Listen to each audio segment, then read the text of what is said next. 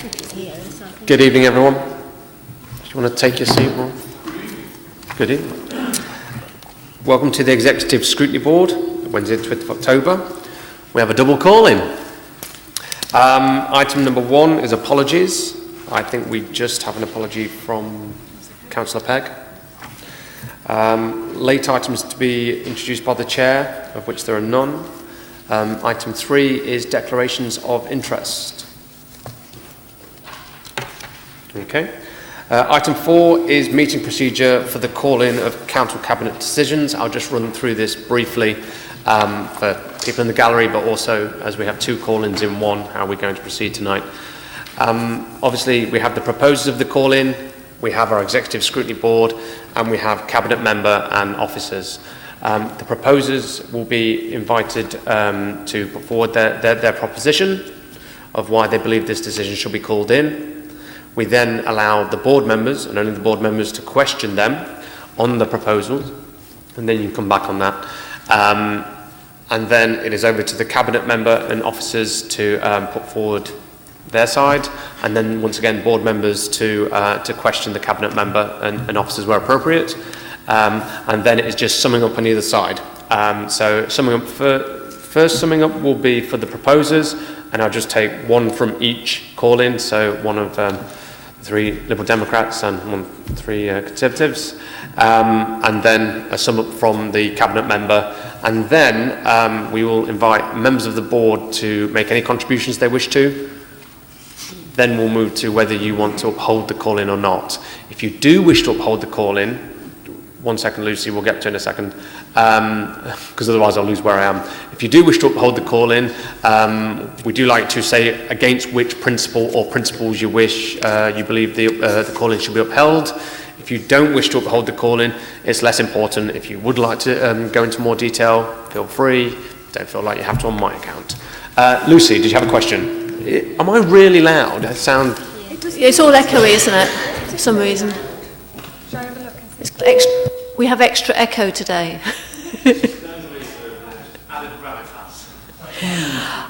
Reading through the explanation about what happens tonight, I was reading points 8 and 9 refer to procedure at the meeting. And point 8 says the signatories to the call-in notice will be invited to address, not one of the signatories or one from each group of the signatories. It just says the signatories. And then the order in which signatories are invited. So it seems to imply that each person would be able to speak. And certainly we've planned tonight to have not one person speaking, but all 3 of us. So initially, all 3 of you will be allowed to speak, but in the summing up, there will be 1 per call-in.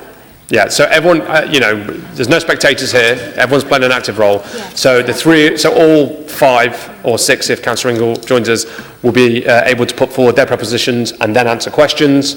But as the summing up, I would just like 1 from your call-in and 1 from your call-in. Is that okay? Sorry. Hopefully that's clear. In which case, any further questions on the procedures of this evening? We're all quite used to it now, right? In which case, by the virtue of getting your call-in first, we shall start with the Liberal Democrats. You can take them in whatever order you wish, go ahead. Okay, thank you very much.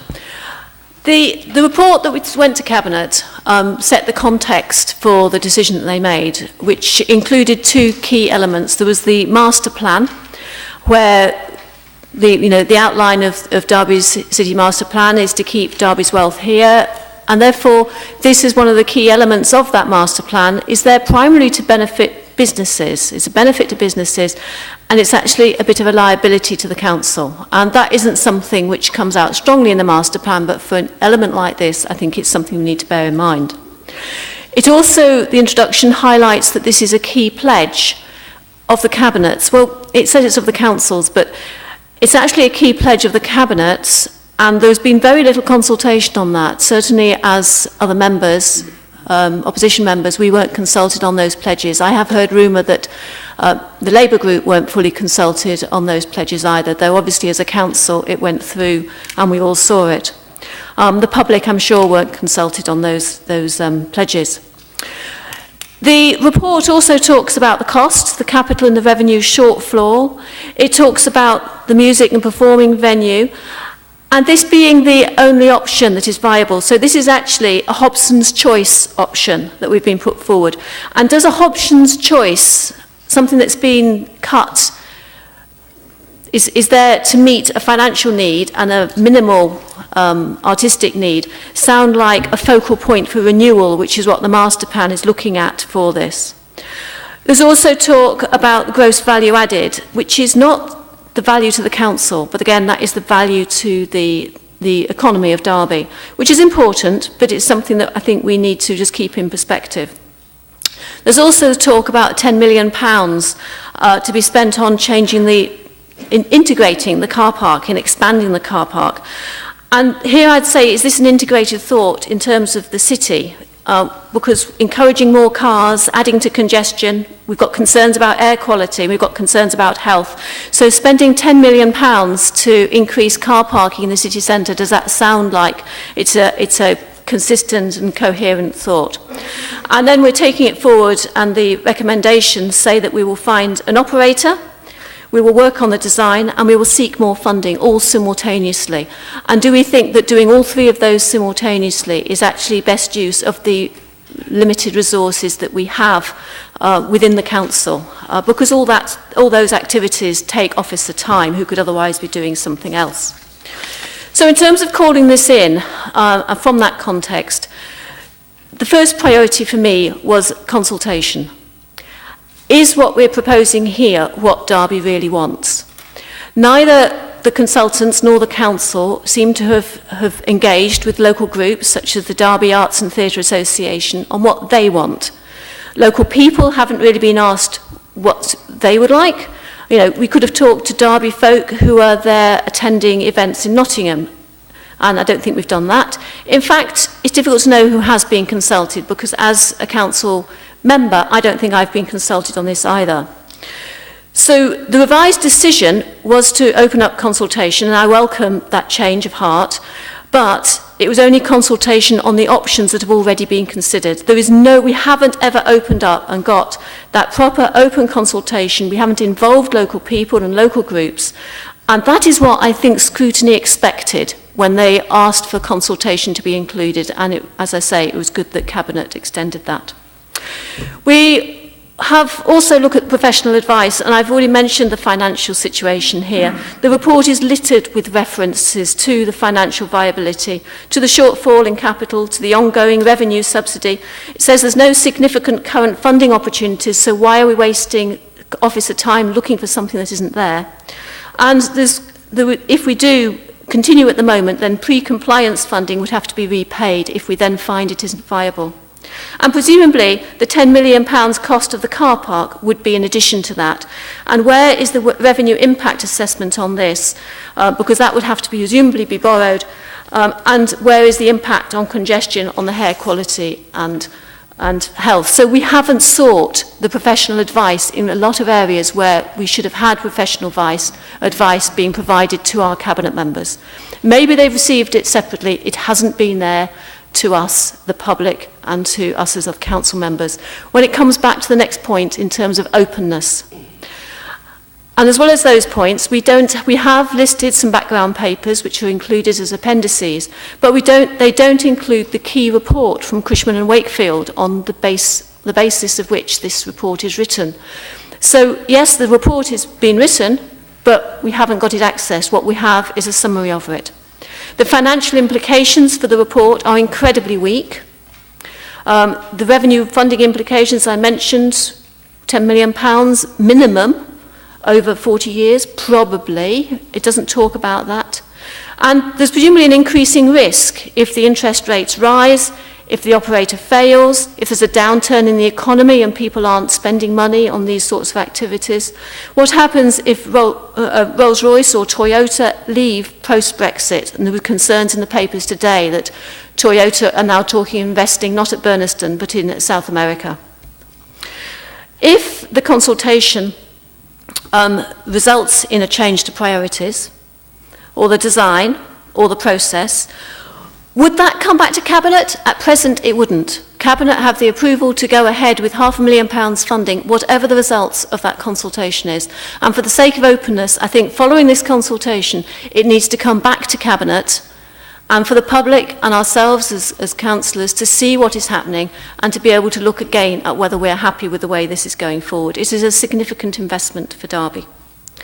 In terms of the clarity of aims and outcomes, I have concerns about where the theatre performance will be in Derby, how this focal point and this catalyst for redevelopment is actually delivered as this, when it's actually lacklustre and a financial drain would mean that we can't do what we want in other areas.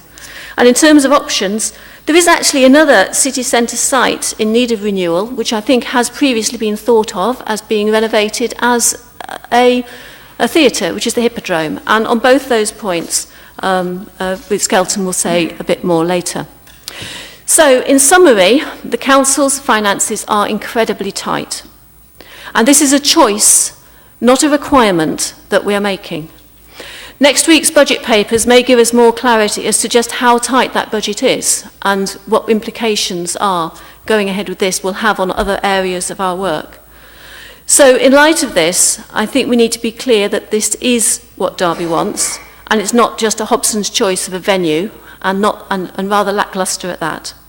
We need to know that it is affordable for 40 years, if that's what we're borrowing money over, and we can get through a Brexit recession and changing styles of entertainment, and those are accommodated for as risks.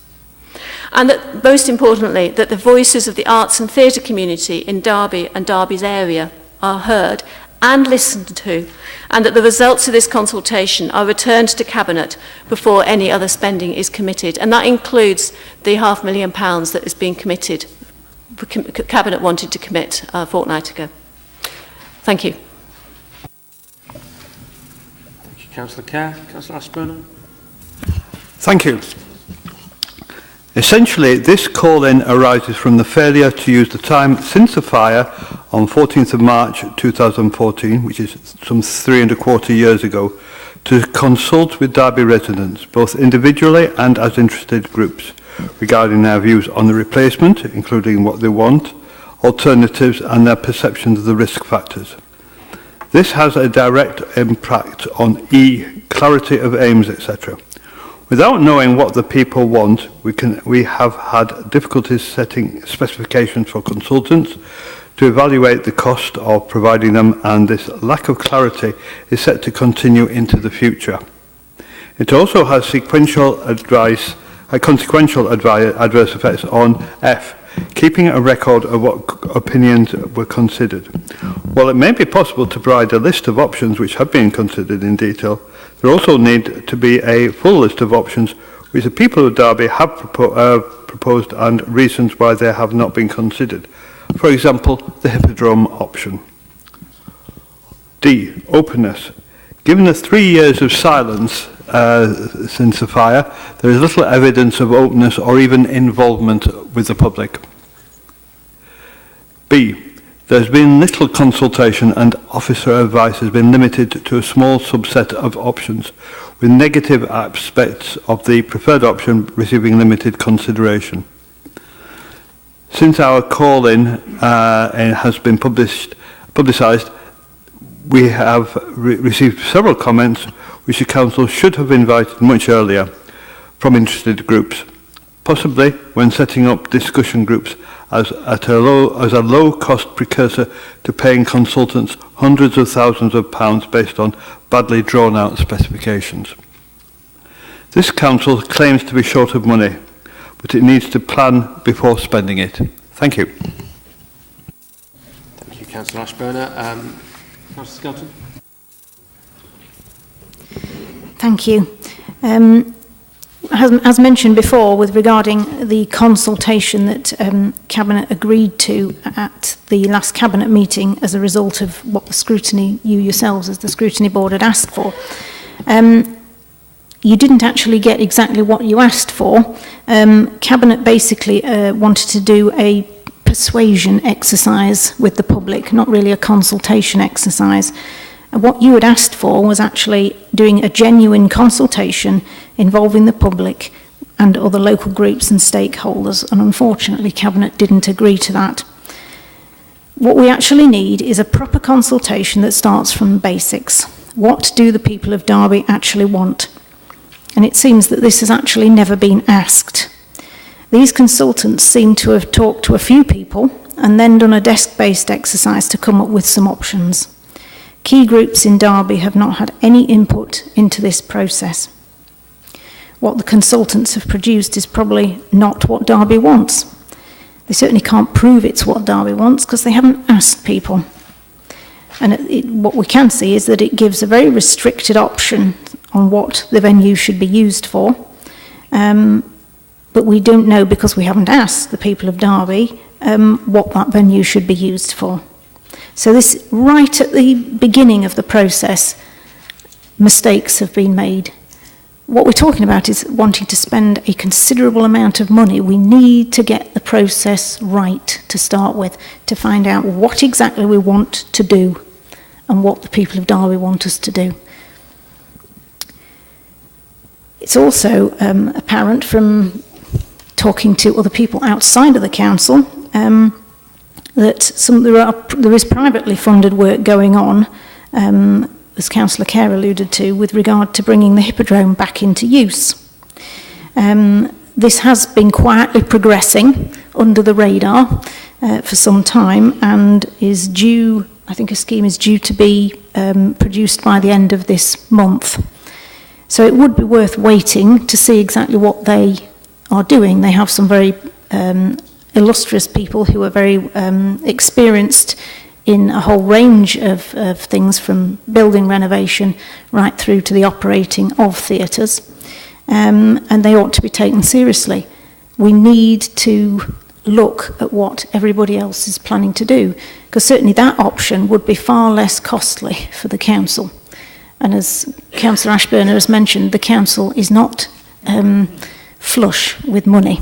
So if there's an option that can actually meet the needs of the people of Derby that doesn't involve the council spending lots and lots of money, then we really do need to take it seriously. There is also, as Councillor Kerr said, very little consideration in the Cabinet report about the finance when you actually scratch beneath the surface.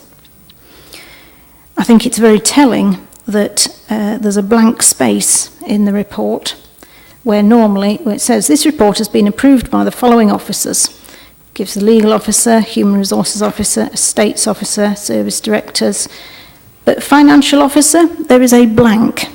So I asked myself the question, why is there no finance officer willing to put their name to this report? And I think that's a question you need to ask the Cabinet members as the Scrutiny Committee, because there's obviously something going on that we need to know about, and it's better that it's brought out now than further down the line when everything goes pear-shaped.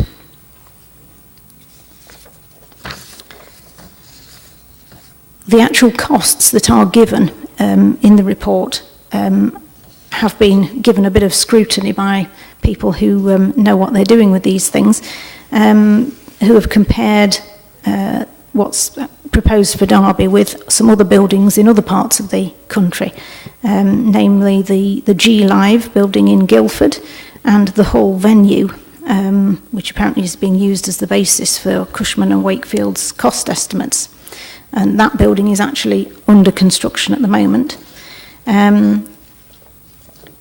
But when you actually look at it and look at the fact that Derby's, if you're going to actually pull down the assembly rooms, and knowing that obviously there will be things that will complicate the process, such as the need for archaeological digs to be undertaken, because that site has been, I think, used since about the 10th century. Also, there will be a need for deeper foundations and piling of the foundations because of the way the site is. So this all adds to the costs, and this needs to be taken into account. And as mentioned before, the Hippodrome, they have actually done some serious work on assessing what the cost would be to rebuild that. Similar projects have actually been done, I think, up near Greater Manchester, whether it's Burnley, don't quote me on that, but I think it began with B, or Blackburn, I can't remember. But, you know, that's now done with the blessing of the council there. So there is no reason why such an option, I mean, even if you don't choose the option in the end, it should be still considered. If you're going to do a fair look around and appraisal of what could be done, it should be looked at. So I think it really does, there is so much more that needs to be looked at than actually is in this report. It's only a narrow view of what is actually available and out there. Thank you. Thank you, Councillor Skelton. Would it be yourself, Councillor Grimmadale, or Councillor Harwood? Thank you. I'll take it first, Chair. Thank you. I have not colluded with Councillor Skelton, but I will be repeating some of the things that she said. I believe there should be more transparency and collaboration between political parties on the discussion of options for a new entertainment complex. Due consultation is paramount for success. Decisions on the development of a new performance venue behind closed doors is not a recipe for success.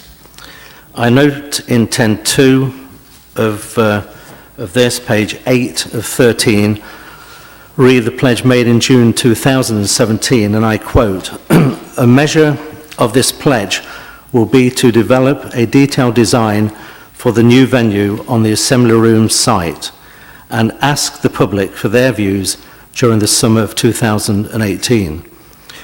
This is the first time that consultations with the public has been mentioned. The summer of 2018 is too late to seek the views of stakeholders and the public. All stakeholders and the public should have had the opportunity to contribute their views in the very early stages. In my mind, to date, consultation has failed, which is a breach of Principle B.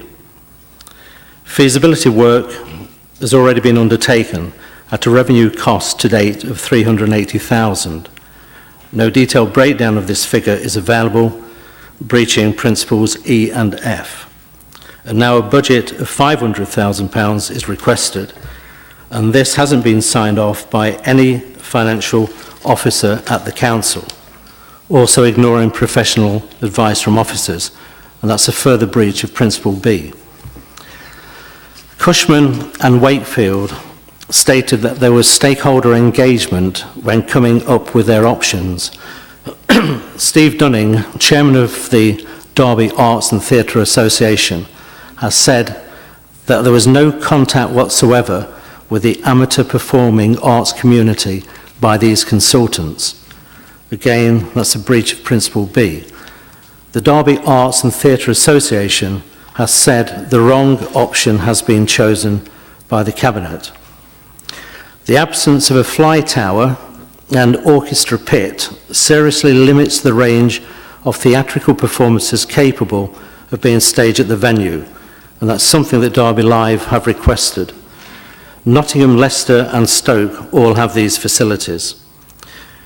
The option being put forward is championship status, when everyone in the city wants a performance venue of premiership status.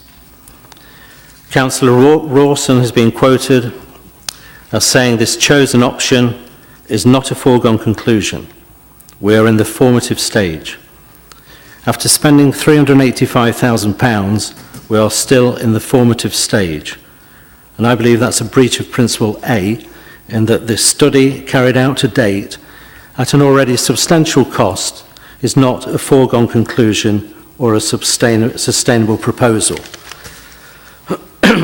Constructive figures and timescales can be very misleading. It would appear that Derby City Council are accepting figures presented to them without doing very simple cross-checks that are available on the internet. The Council's commissioned consultants team, Cushman and Wakefield, produced 3 options. The third has never been developed. Option 1, the music venue, and option 2, the hybrid venue. With reference to the preferred option 1, the music venue, comparison, as Councillor Skelton has mentioned, can be made with 2 other developments, the G-Live building in Guildford and the Hull venue. The G-Live building in Guildford is very much smaller than the Derby preferred option. Design for that building began in 2005, opening in 2011, a 6-year programme from conception to completion.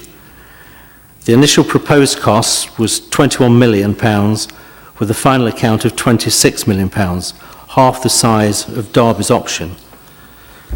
Projecting to the size of option 1, the music venue, the increase of the final cost for option 1 would be in the region of £62 million.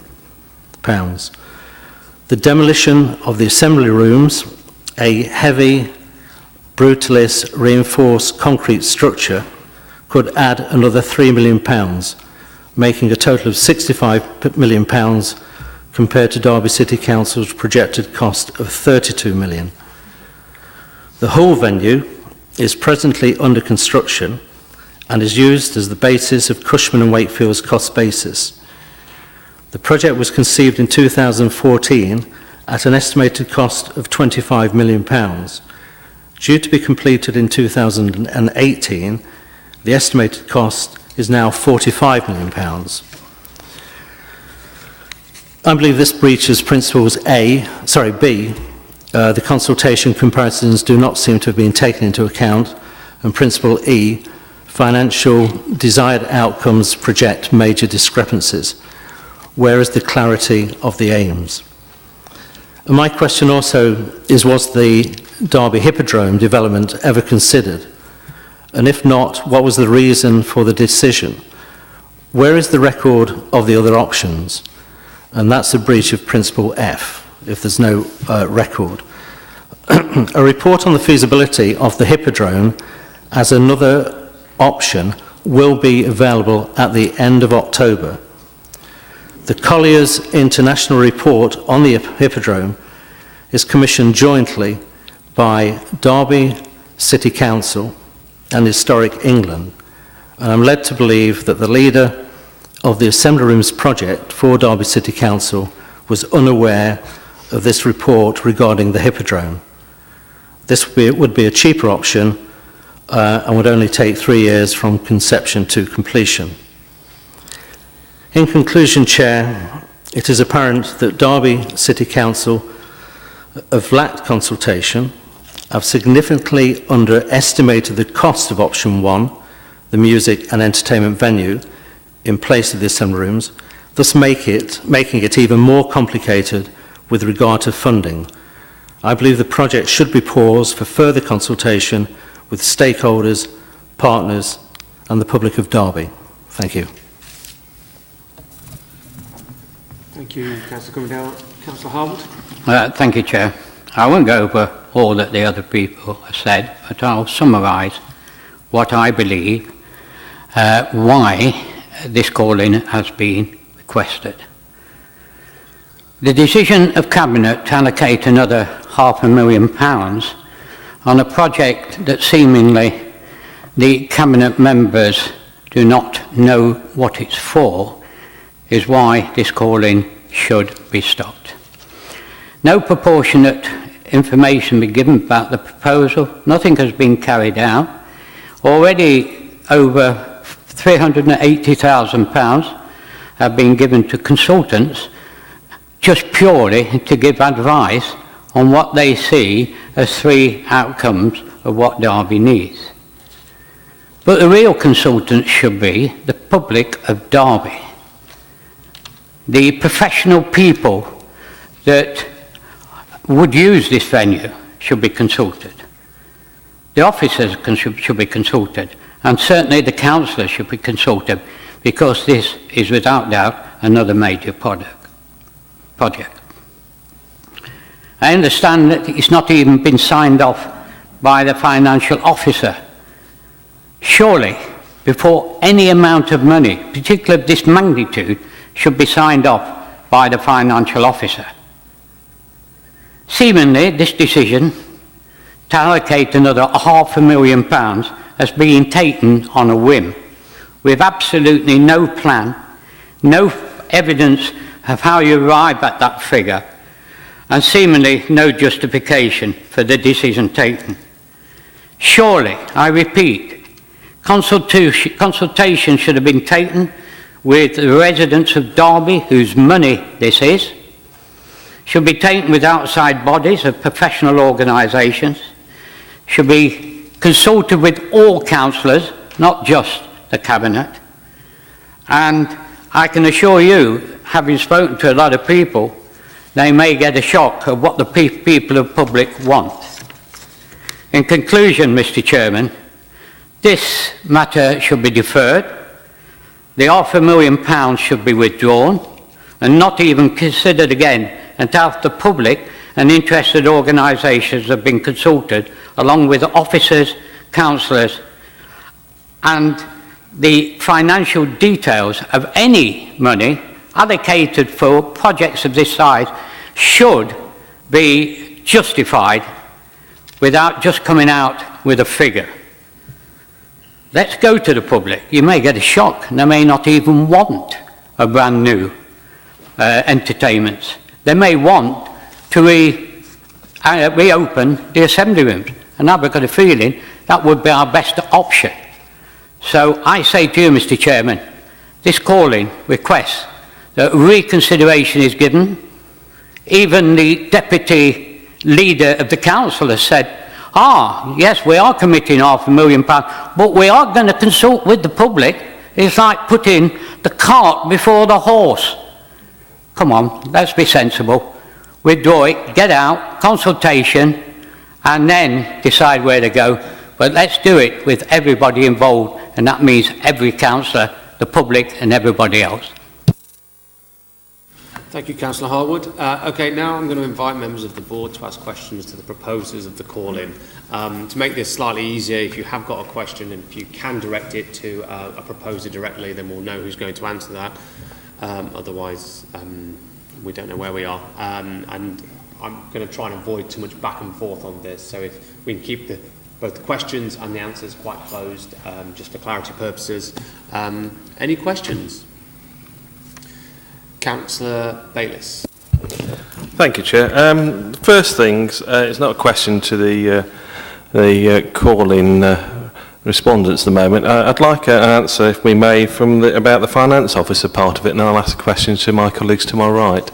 A lot of play have been made about the fact there's no finance officer on the report. Could we have a comment from either the Chief Financial Officer or the Chief Legal Officer on that? And then I'll ask my next question, please, Chair.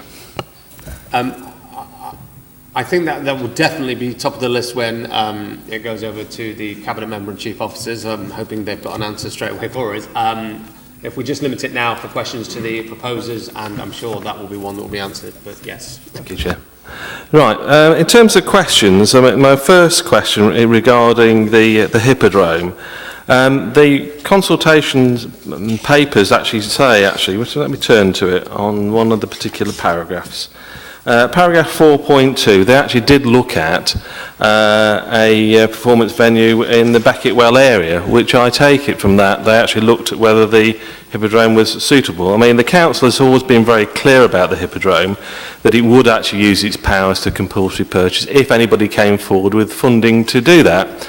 As far as I'm aware, nobody's actually done that, and the Hippodrome itself is probably in a worse state of disrepair than the assembly rooms. So I think we need to just bear that in mind before we jump on this idea and run off into holes where we don't need to be, because it actually has been looked at looking at the report.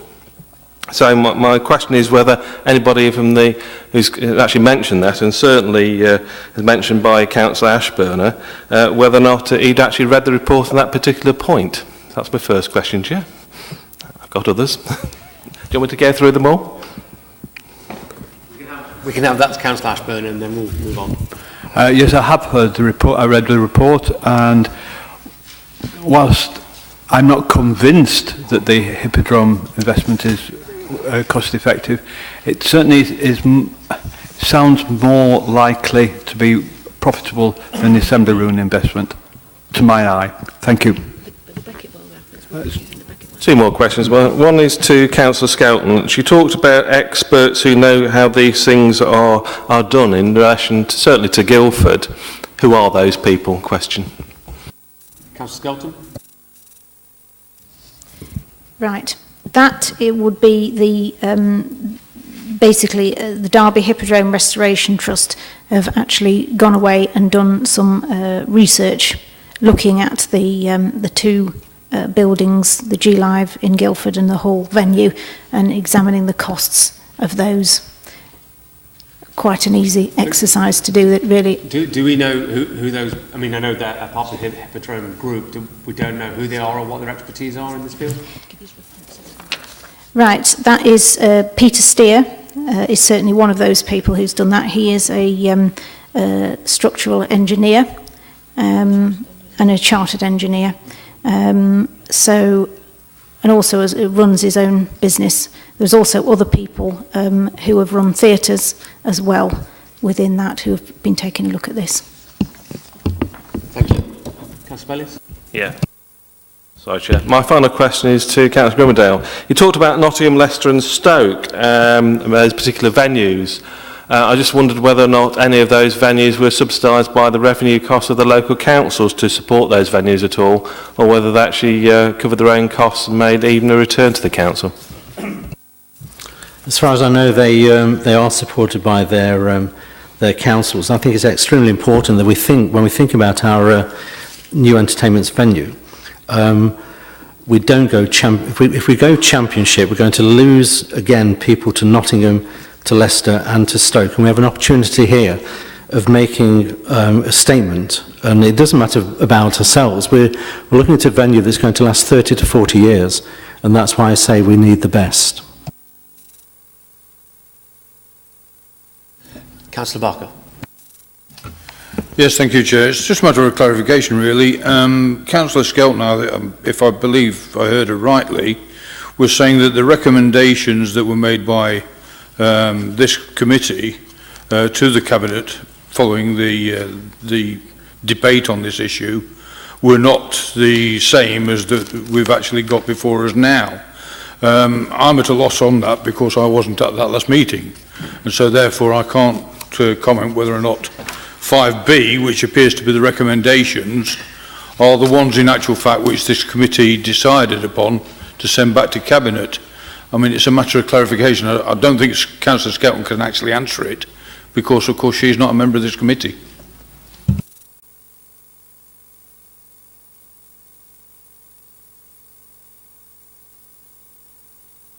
If I can just answer that one, Councillor Barker. The revised recommendations that went separately to Council Cabinet after our meeting are the revised recommendations for their own report. They don't have to be the same as the recommendations that we made. They went separately in our recommendations report to Cabinet. So they are revised recommendations off the back of the recommendations that the Scrutiny Board made. Just before we go off that, Chair, it would be helpful if we actually saw the record, or to me it would be helpful that we'd actually seen the recommendations that were made by this committee, because this, therefore, is a work of fiction. I certainly don't have those recommendations with me. Councillor Holmes? Chair, just on that, do those minutes still exist? And if they do, can they be relayed to the committee? The original recommendations made by, not the revised. Yeah, it's on the minutes on 5C, if I can draw everyone's attention to that. At the bottom Thank you. of that, the Executive Scrutiny Board resolved to strongly recommend to the Council Cabinet that, 1, the decision to commit and risk funds of $475,000 and the decision to approve the music performance venue as a current preferred option for a new venue on the Assembly Room site should be deferred until wider consultation exercise has taken place. 2, the wider consultation should involve the general public, local arts, theatre groups, as well as other interested groups, and include a full range of options as the preferred option, with full expectations including transparency on cost and deliverability to enable the public to understand and make a fully informed choices. Does that help, Councillor Barker? They're ours. Did you have are there any other questions for the proposers? Councillor Graves? And then...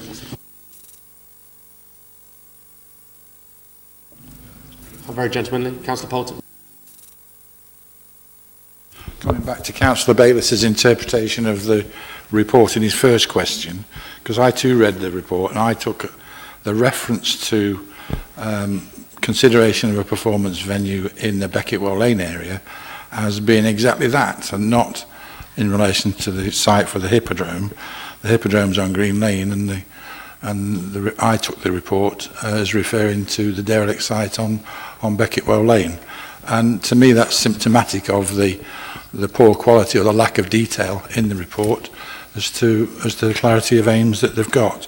And it just might be helpful to ask those that may have some involvement with the Hippodrome Group, for clarity's sake, do we or don't we know whether or not Cushman and Wakefield consulted with the Hippodrome Group in relation to a performance venue anywhere in the city?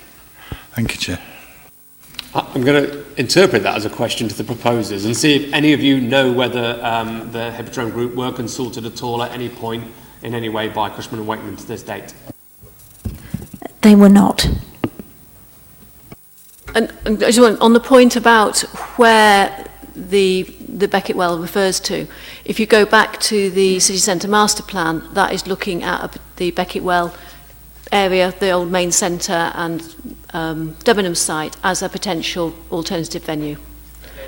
Thank you. Councillor Graves, then Councillor Eldred. Thank you. Thank you, Chair. I was very intrigued at Councillor Kerr's contribution that the reason that we should accept this call-in is through the fact that we're going through Brexit, and the fact that Toyota may or may not make a decision about their spending or not. So what I'd like some clarity is do we make are you putting one of your reasons for this call-in based on what decisions Toyota make?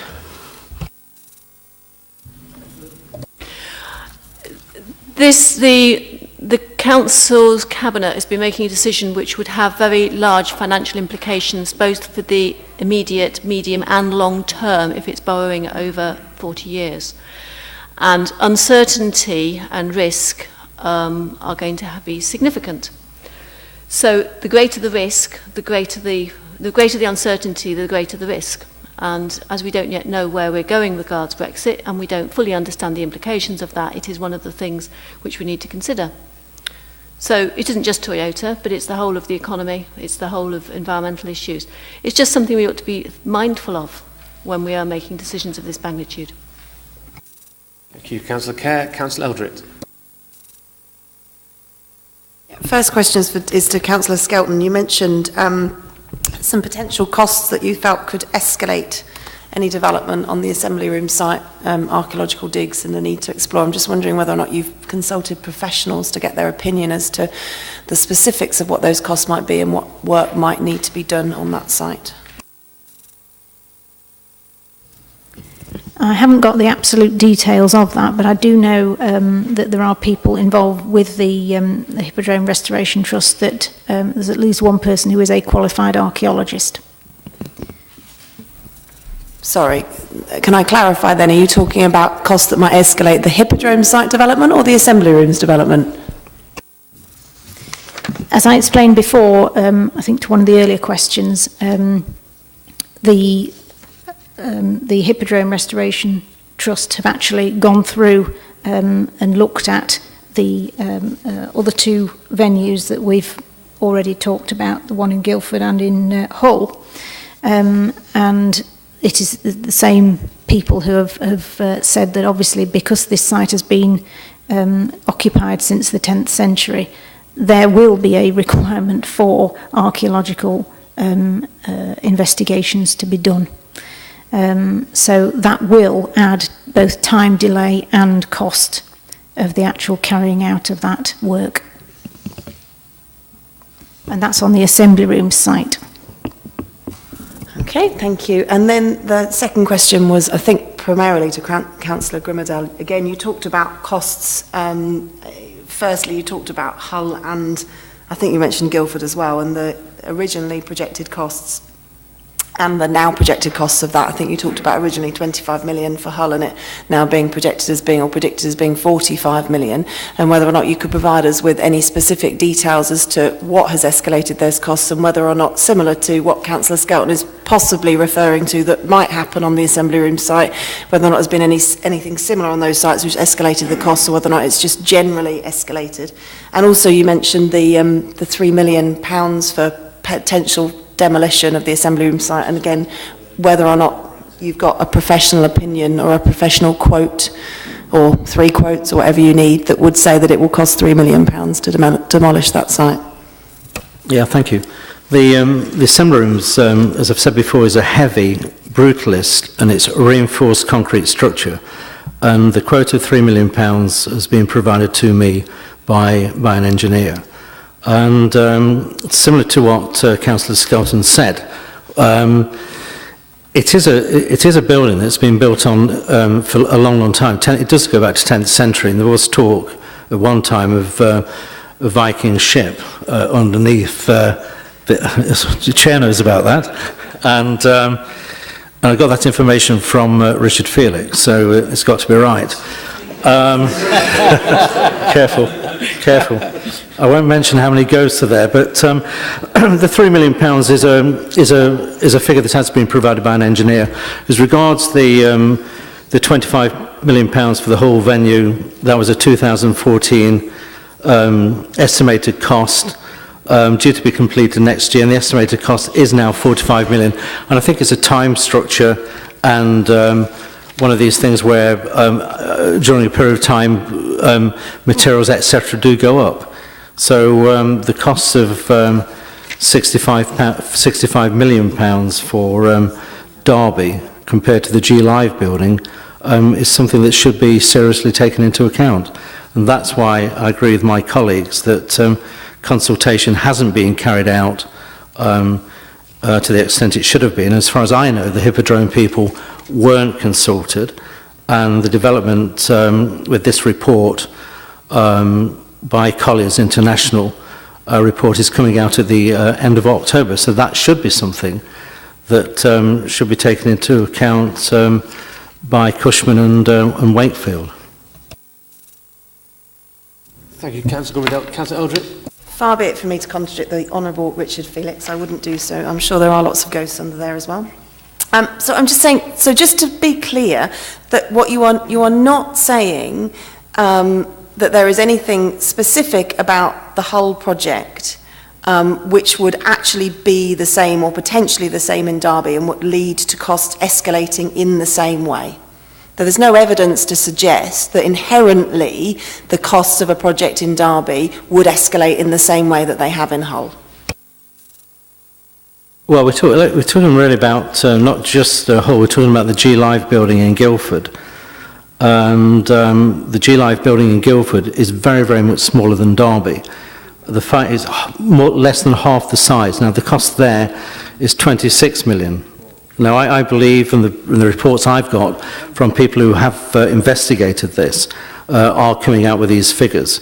So it's something I wouldn't hit on the head. £62 million is the projected cost for the music venue, which is 3,500 and then a 400 capacity. And if you add on top of that the projected £3 million for the demolition of the assembly rooms, then we are coming out at 65 million. And that's something that should be taken seriously. Thank you. Councillor Holmes. Thank you, Chair. To Councillor Gummadale, I think I'll frame this as a question. Do you agree then? I think that you're stating that there's a historic evidence then of similar venues, similar projects across the country delivered by local authorities that can significantly overrun. Is that the bottom line of what you're saying? Well, I am saying that, Councillor Holmes, yes. Thanks for clarifying. Councillor Webb and then Councillor Pott. We've heard a lot of information from petitioners that may or may not be correct. do they feel that information like this should have been within the Cabinet report so all members were aware of it before any decisions were made? It's somewhat rhetorical, that question, I feel. But we can ask them, is all the great points you've made something you feel should have been in the Cabinet report? I think I speak for all of us, yes. Not surprised by that somehow. Councillor Poulter, then Councillor Halsgrave. My question's partially been covered by Councillor Holmes, but the history on the three most recent similar projects around the country, Hull, Guildford and Leicester, which hasn't actually been mentioned, is a matter of public record that the actual outturn costs have been massively more than those predicted in the first place. You can see it on the internet. But my question to Councillor Grimmadell is there anything in the reports that you've seen, that the Cabinet have seen, that refers to this, that gives you any confidence that it's been considered as a risk, and what safeguards can be put in place to make sure that the estimates that are arrived for the Derby venue are more accurate than those others? Thank you. No, I believe anybody can see this information, and it is available for everybody to see. So I'm surprised that the consultants haven't, Cushman and Wakefield haven't actually commented on it. And that was my conclusion. My conclusion was, it is apparent that Derby City Council have significantly underestimated the cost of option 1. I don't believe that option 1 is the right option anyway, but just option 1 has been underestimated, and this will make even more complicated future funding. So it's something that's out there, and the consultants who've been paid such a lot of money so far, over £300,000, should have had that as part of their representation. Councillor Hasselgrave. I hope we'd all agree that all projects of this nature are unique, and the cost of one project is contingent on unique context and also on the quality of project management. Higher costs may be a result of poor project management, and I think it's rather dangerous to start extrapolating what it might cost to us because of poor project management, possibly on the behalf of other councils, and therefore coming out with saying, whoa, it's going to be 65 million before it ends. And also, since we aren't comparing like with like, we can't possibly do. We just have to make sure that this whole thing is done with professional advice at the right time and with the right scope. So, can Councillor Grimmadell please explain this extrapolation and how valid it ought to be? Well, I think we're missing part of the point of the expenditure so far incurred. And so far incurred, we've spent £380,000 on a feasibility, and now we're being asked to provide another £500,000 that no financial officer of the council will sign off. And I think that is something that is important that we should consider for this call-in. As regards the fees in advance, you can always start off at the beginning point, but after 6 years, fees and costs do go up. So I would like to bring us all back to the initial factor of the 380,000 that's already been spent, and with very, very little consultation to the people of Derby and to stakeholders and to councillors, and also consider for this call-in the other £500,000 that for some reason is required. And I will also repeat the fact of what Councillor Rawson said, that this is still at a particular stage where it can change. It's a formative stage. And although the option of the music venue has been chosen or considered, it's not a foregone conclusion. But it's taken £385,000 to come to that statement. Thank you. Okay, there's a few more questions. I'm going to start asking people. We're going over the same stuff again and again, so let's move on at some point. But we've got Councillor Eldrick, Councillor Webb, Councillor Jackson. Then I have one question if it's still valid at the end. Thank you. Yeah, sorry, Chair. I'd just like to ask Councillor Grimmadale to actually answer Councillor Hesselgrave's question that he asked, rather than make some kind of political statement. I believe the question is, can we, to be succinct about it, is can we take what's happened at other authorities and extrapolate those presumptions onto the project in Derby? No, people have been favourites, I'm afraid, Lisa. We can bring you in a minute, don't worry. As far as I'm concerned, it's a guide, but these costs do go up, so I'll ask my colleagues. Councillor Kerr. There aren't very many venues of this type built across the country, and almost every one is different to every other one. So it's not like costing a 3-bedroom semi-detached house and knowing that it's going to be approximately that, but the ground conditions are a bit different, or the distance to the sewer is a bit different. It's much more difficult to actually pin down a cost, and therefore there are more likely to be variations within it. And because people want to get the job, they're unlikely to put in all the contingencies that they might otherwise be putting in to be able to get the price up to the top. And if you're having work done on your house, you know how they'll come back and they say, oh, do you want me to paint the front door as well? Because you haven't got that on your list of jobs. And they'll give you a price for doing the front door, and it'll help pay for the fact that it actually costs them a bit more to do the window frames. So we've got that sort of escalation happening on. The other thing that I think we need to be mindful of is that we also don't have a project manager who has project managed from our side a project just like this before either. The comparable one could be something like the bus station. It could be the redoing of this building. I don't know who did those, but I do know that one of our most experienced project managers in the council, Dave Powner, who most people probably have heard of, is due to retire at Christmas. So we will have a reduced project management team, or we'll be recruiting people from elsewhere. Okay, Councillor Webb and then Councillor Jackson. Thank you, Chair. Can I ask the petitioners, they are asking for this call-in to be rejected on several grounds. Upheld. Upheld on several grounds. And Derby's record with projects, as seen with the arena and Birmingham's bid for the Commonwealth Games, that's had to turn down the arena as a useful sporting space, would they feel that project management is a real issue on this particular project? Do you feel that project management is an issue on this project, this huge project?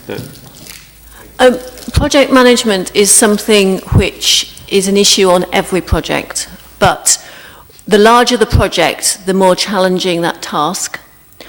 And I don't think we've got enough people with the experience, and it's something that does come with experience, to be able to manage something like that in-house. So it may well be something else that we'd be buying in and we'd be doing arm's length again, or else we're going to have to go through a recruitment process to have somebody new in-house. So it is an absolutely vital thing to be doing, and we need to be able to do it well. Councillor Jackson.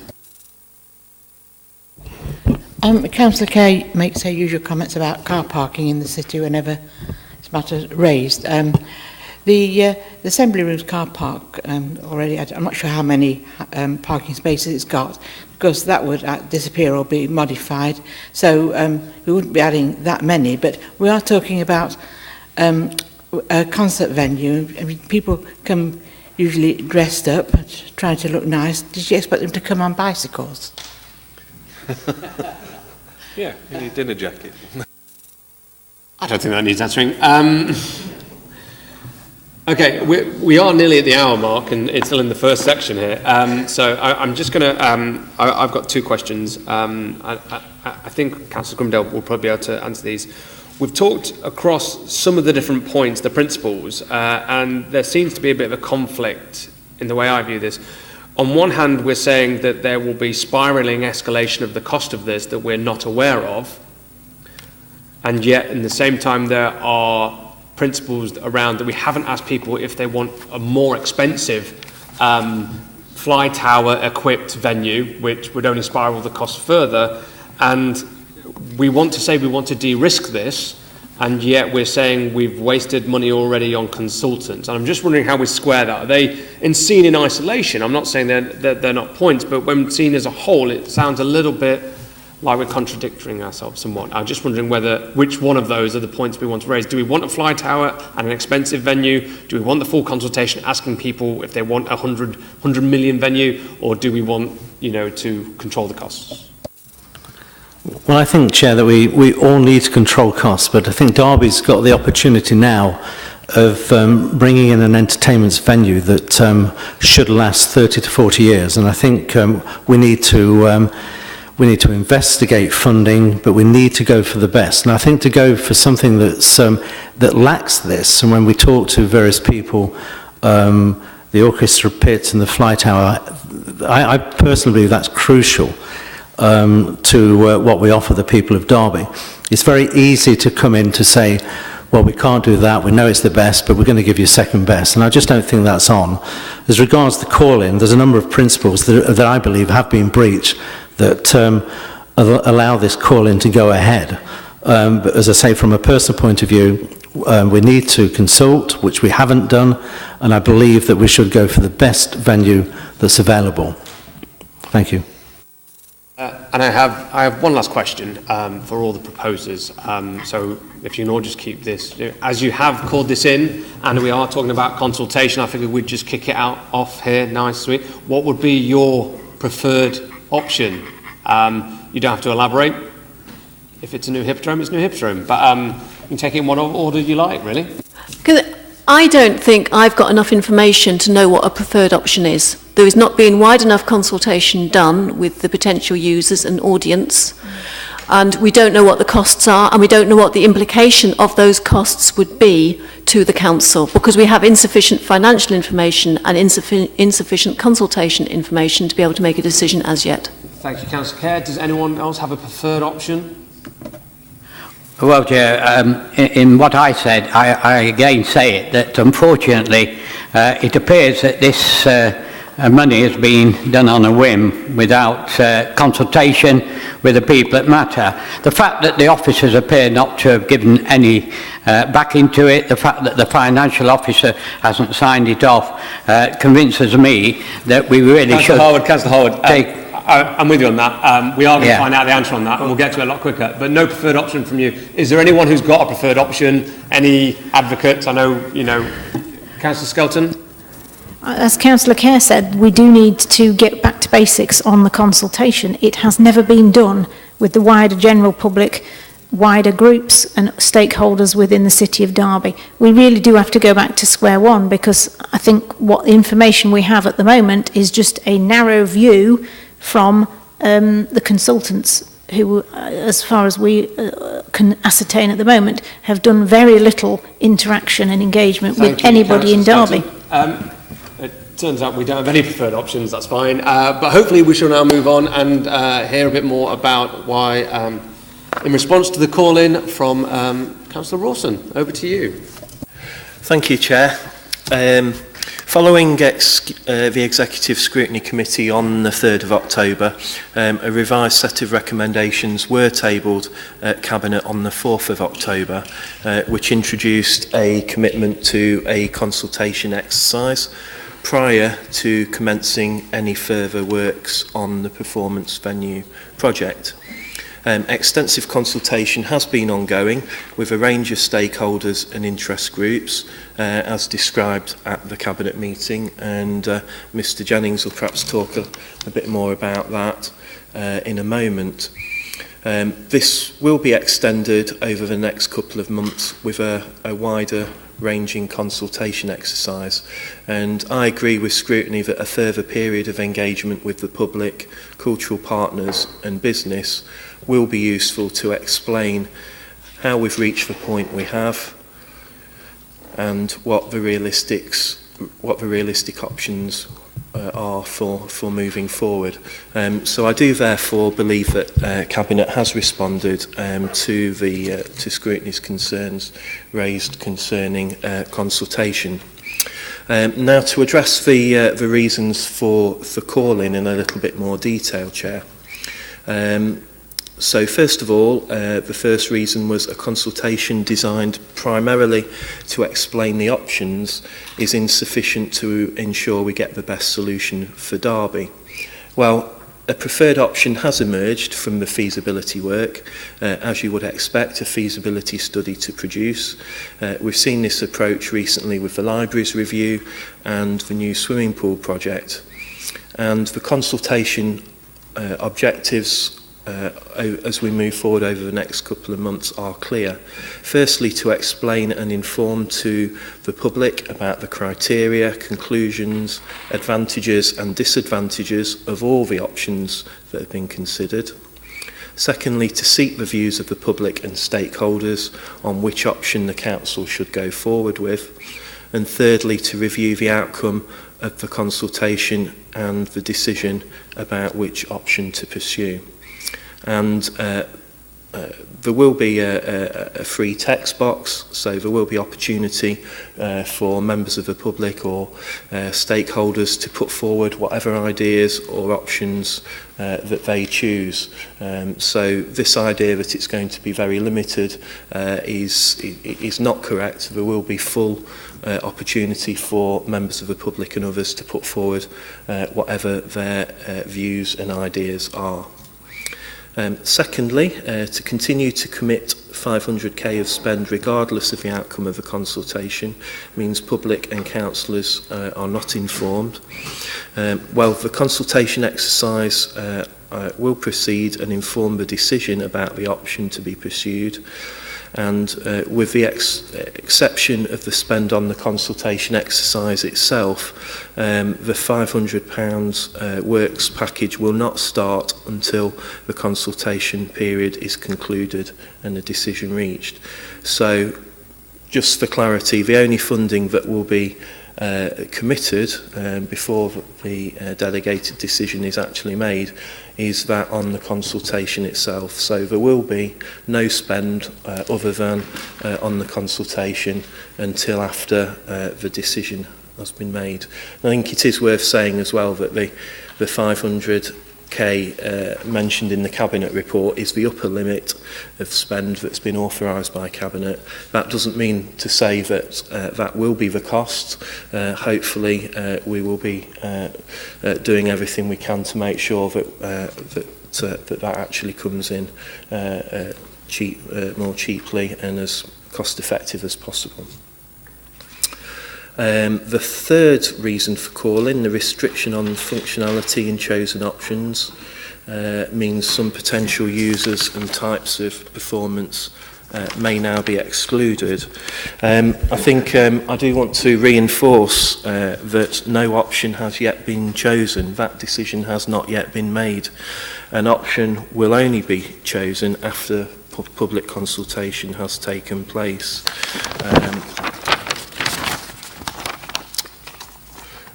We're looking to have three distinct audiences for the consultation. The general public, obviously, the business community and also the cultural sector and cultural partners. So they're groups that all have a direct interest in the performance venue moving forward.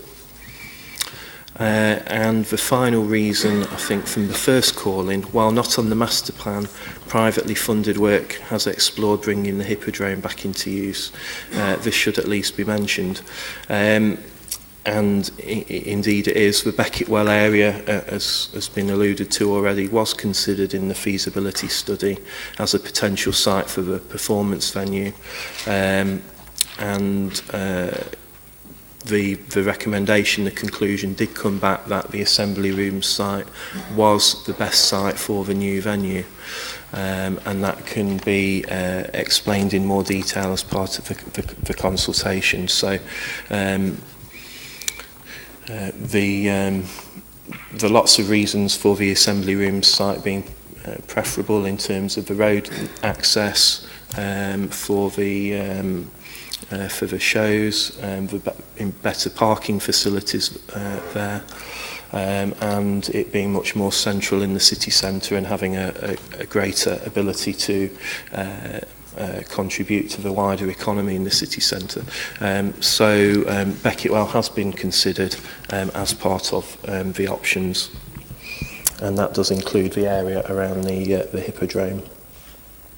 So moving on to call-in number 2, and the reason that we have first of all is that the feasibility study carried out to date at an already substantial cost has failed to result in sustainable proposals with any financial viability, and then it talks about the further spending that is authorised in the Cabinet report.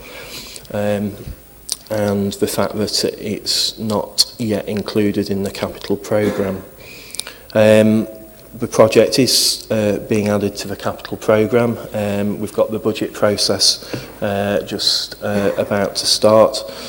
So any major capital schemes that this or any other local authority is involved in do require significant upfront spend on feasibility, design and development. That's just the nature of things, and it makes sure that we have all the we've taken all the different factors into consideration at an early stage. The closing of the funding gap of the performance venue is one of the key tasks to complete during the next phase of works. And again, it is quite usual that in capital programmes they're not fully funded at day one. I can think of a number that the council are progressing at the moment, such as our City, Our River, the improvements to the A52, which are just about to start. When those projects first started, they weren't fully funded, but part of the project is to go out there and to look for external funding to allow those projects to be delivered, and this will be a similar case to other recent projects. The second reason from calling 2, the report does not have the signed off approval of any financial officer of the council. Well, COG met the week before Cabinet with the Section 151 officer present and approved the report. That's all fully documented. So I think this is a slight red herring and the risk of a conspiracy theory developing here. But I will obviously allow the Section 151 officer to comment on that, and I'm sure he'll be able to answer any questions in terms of sign-off or otherwise of the project. Full consultation is required to obtain the buy-in of the public and partners in respect to the right scheme for this crucial development. I absolutely agree. We have listened to the decisions and feedback from Scrutiny Committee and added this additional recommendation into the Cabinet report about the consultation process prior to commencing any further work on the project, and a full consultation plan is being worked up. The next point states that no detailed breakdown has been provided in respect of the considerable expenditure to get the proposal to this stage. There is summary information on the expenditure to date contained in the Cabinet report. Further information is available and can be supplied on request. All councillors have the ability to request that information from officers. To my knowledge, no councillor has requested that, but obviously that will be available for anyone who wishes to be provided with the information. The next point, there is no detailed breakdown of what the extra 500k would be spent on or how much each part of the process would cost. No, that's correct. We don't know at this stage the individual breakdown as the contracts haven't yet been let. But the Cabinet report does describe the key tasks that will be funded from that sum as the consultation process, the outline design, the procurement of the operator, exploring further funding opportunities and officer time to do all of those things.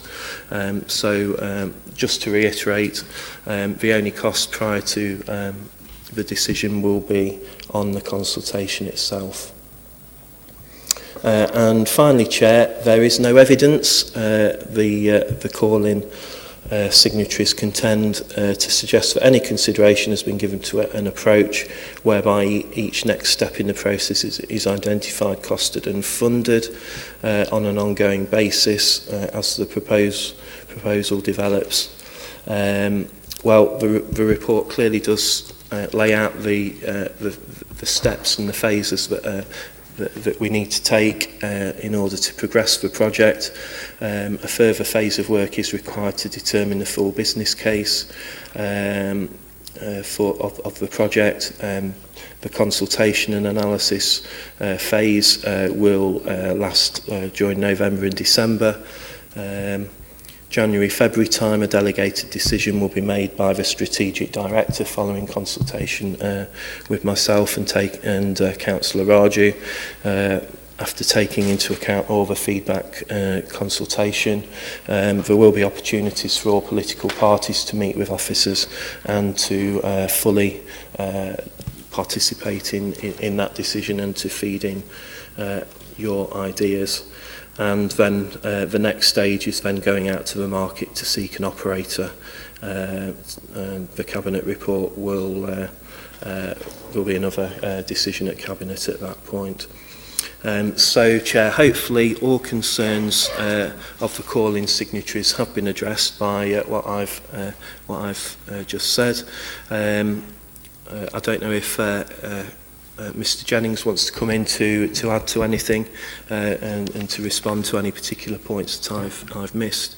But I would urge all councillors to reject the call-in, having Cabinet having addressed the points that have been raised. Thank you.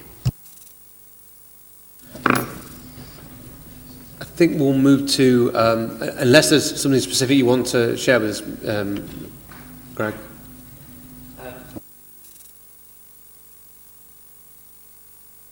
Right, sorry, Chair, that's... thank God I'm not head of the Council's IT, otherwise we'd have serious problems.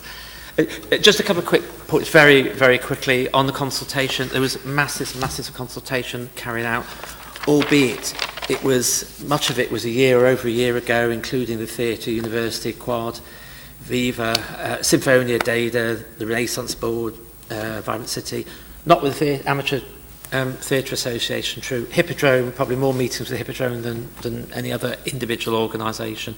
No public consultation, was decided not to at that point.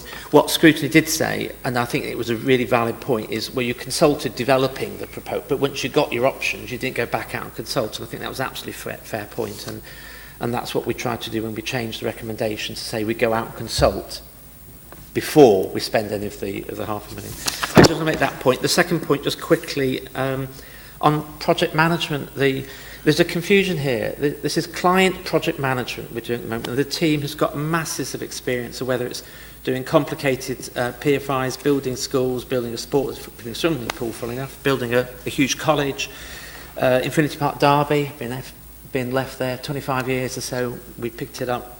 The iHub, Magistrates Court, Salisbury Studios, an incredibly complex Marble Hall, to name just a few. But there's a project team behind it with technical staff involved, including cultural staff such as Derby Live, so it's not just one individual. So there is a wider bit. But the confusion is there's a client project man. Their role is really to go through the processes of the council to ensure we have a robust business case, both outline and ultimate financial business case. And there is an if, because there isn't a decision made at Cabinet, that decision will go back to Cabinet and presumably full council at some point next year, whether or not we press a button to go ahead with the new performance, whatever nature. We would certainly at that point either have an external technical project manager to see through the build, as we've done with this building, with the pool now. Or we might recruit. I mean, there'll be a decision as to which is the best way. So just to answer that very quickly. Final point, if I may. Complex projects are all about taking careful steps and about risks. And the two biggest risks are cost risks, which people have alluded to. And you can only begin to close those down when you go from kind of high-level stuff to begin to design a building and say, actually, what would it cost on that site? What commercial income can we get in on that, you know, through designing it? And secondly, the operator costs. And the only way, the operator income side of it, and the business case relies on income from the operator to help offset the cost. So we borrow against the income to help fund the capital costs. And the only way to test the operator side is actually to go out to the market. That was a point I tried to make at Cabinet, and like Martin's made, just to reinforce it. So in my mind, this is all about risks. It's not the old-fashioned council way of saying, well, bit of a feasibility, we like it because it's a good idea, chuck a whole load of money, jump over the wall, and then find a year down the line that things are going wrong. This is trying to take it in a more measured, sensible approach. So the £500,000 is about really managing risk. So if I can just underline that, Chair, thank you. Thank you. Councillor Graves first, Councillor Bayliss. Thank you, Mr. Chairman. Can I first of all say I'm so pleased to hear that Brexit and Toyota have had no impact on this on this paper. I'm really pleased to hear that. I'm also pleased to hear that there has been no decision on which option to choose. This is what's coming from the Cabinet member, and I think that is good to hear. However, just to bring the point of what the decision that Scrutiny made originally was this uncertainty and lack of clarity between consultation and the spending of the, as you put it, the upper limit, i.e. an amount you do not know how much it is relevant to the decision that Scrutiny made. In one point you say you've had a lot of consultation, and then in another point you say you forgot to consult somebody. The reason there was negativity from the Scrutiny Board was the fact that what we wanted you to do was not commit the money until you had completed the consultation. We didn't see that there was a problem with that, because you could then go and consult, and then you could come back to Cabinet, because you have the will of that, and then say, we will now spend the upper limit of the money you said. I still don't think that you have satisfied that in this case. So rather than a question, I think I just like to understand a little bit more about why you need to spend the money without first doing the consultation. Just on a point of clarity is we don't make decisions in Scrutiny. We made recommendations. They made them. Yes, yeah, point granted. Councillor Rawson. Yeah, sorry, I thought I'd made that clear, but maybe not. I'll just clarify. There will be no spend in relation to the project until the consultation is finished. So there will obviously be a cost to doing the consultation, and we can go. That will obviously need to happen, but until we've made the decision, the delegated decision has been made about which option to pursue, then there won't be any further cost implications. This is quite clear. Councillor Bayliss. Sorry, we have got a long list. Sorry. Thank you. Two questions. There was three, but one was actually being answered as part of Councillor Rawson's presentation. First question is, why exactly didn't you defer the decision until wider consultation exercise has taken place? That was a core part of our recommendation, so I'd like to answer that point. And my second point is this.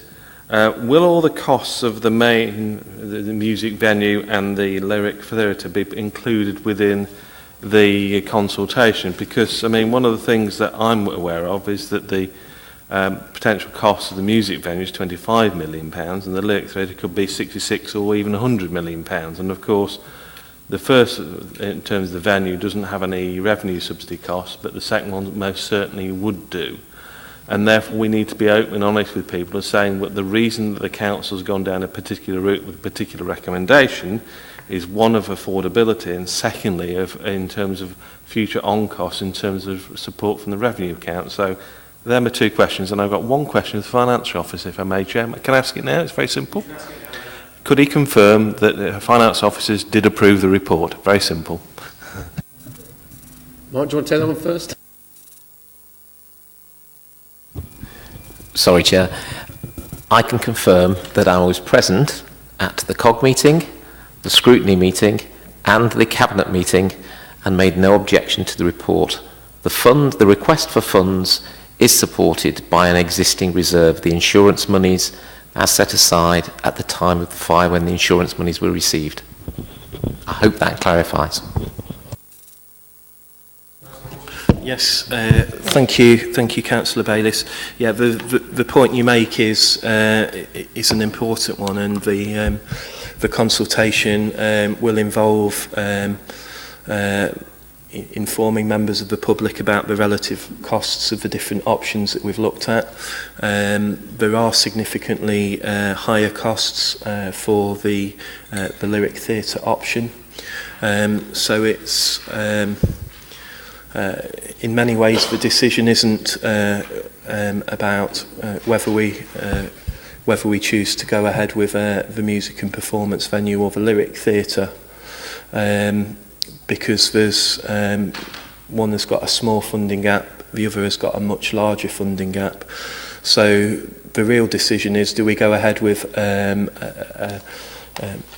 option that's affordable, that will be very, very good, will be much better than anything that the Assembly Rooms was able to deliver, or do we hold out? Do we wait 5, 10, 15 years? Who knows how long that might be before the £40 million funding gap for the Lyric Theatre is potentially we can fill that. So it's not really a question of one or the other. It's a question of, do we want the Assembly Room site to stand empty for a long time, a large number of years, in the hope that we might find £40 million from somewhere at some point, or is it more important that we move on with the project and we get something delivered for the people of Derby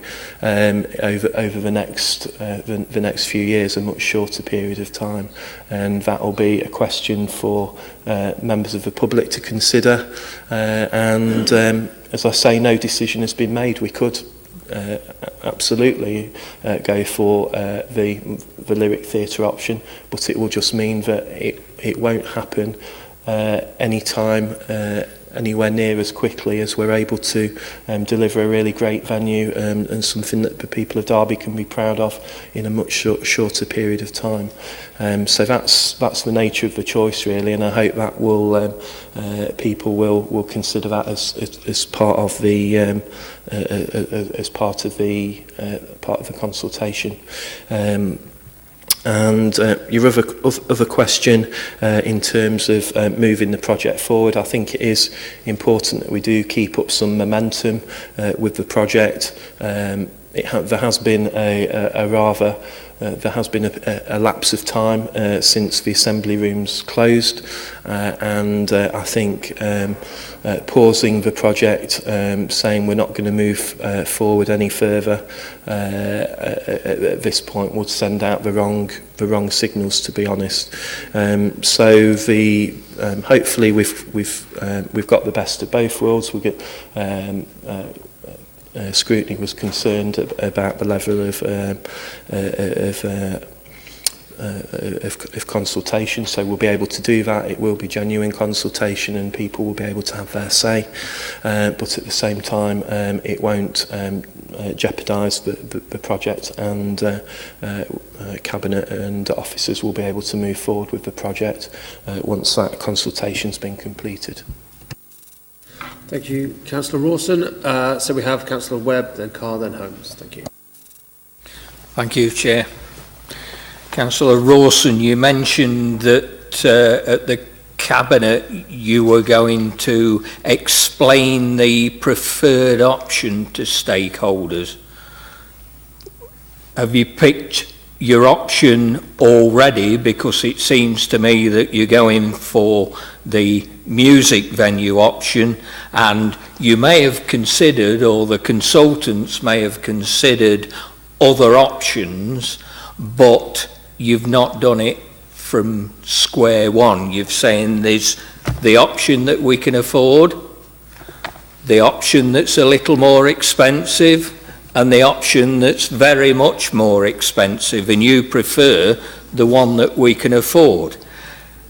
Councillor Harwood mentioned when he was making his representations that you've put the cart before the horse.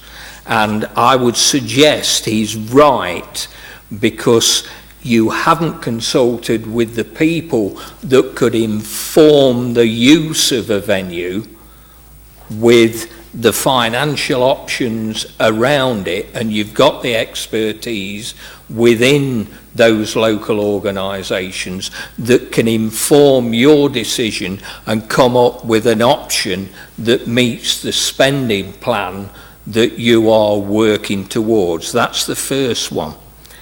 You've mentioned that you spoke with public, business and cultural partners, but there was nothing really in the Cabinet report about it, and you insist that you've been in consultation with the Hippodrome Trust.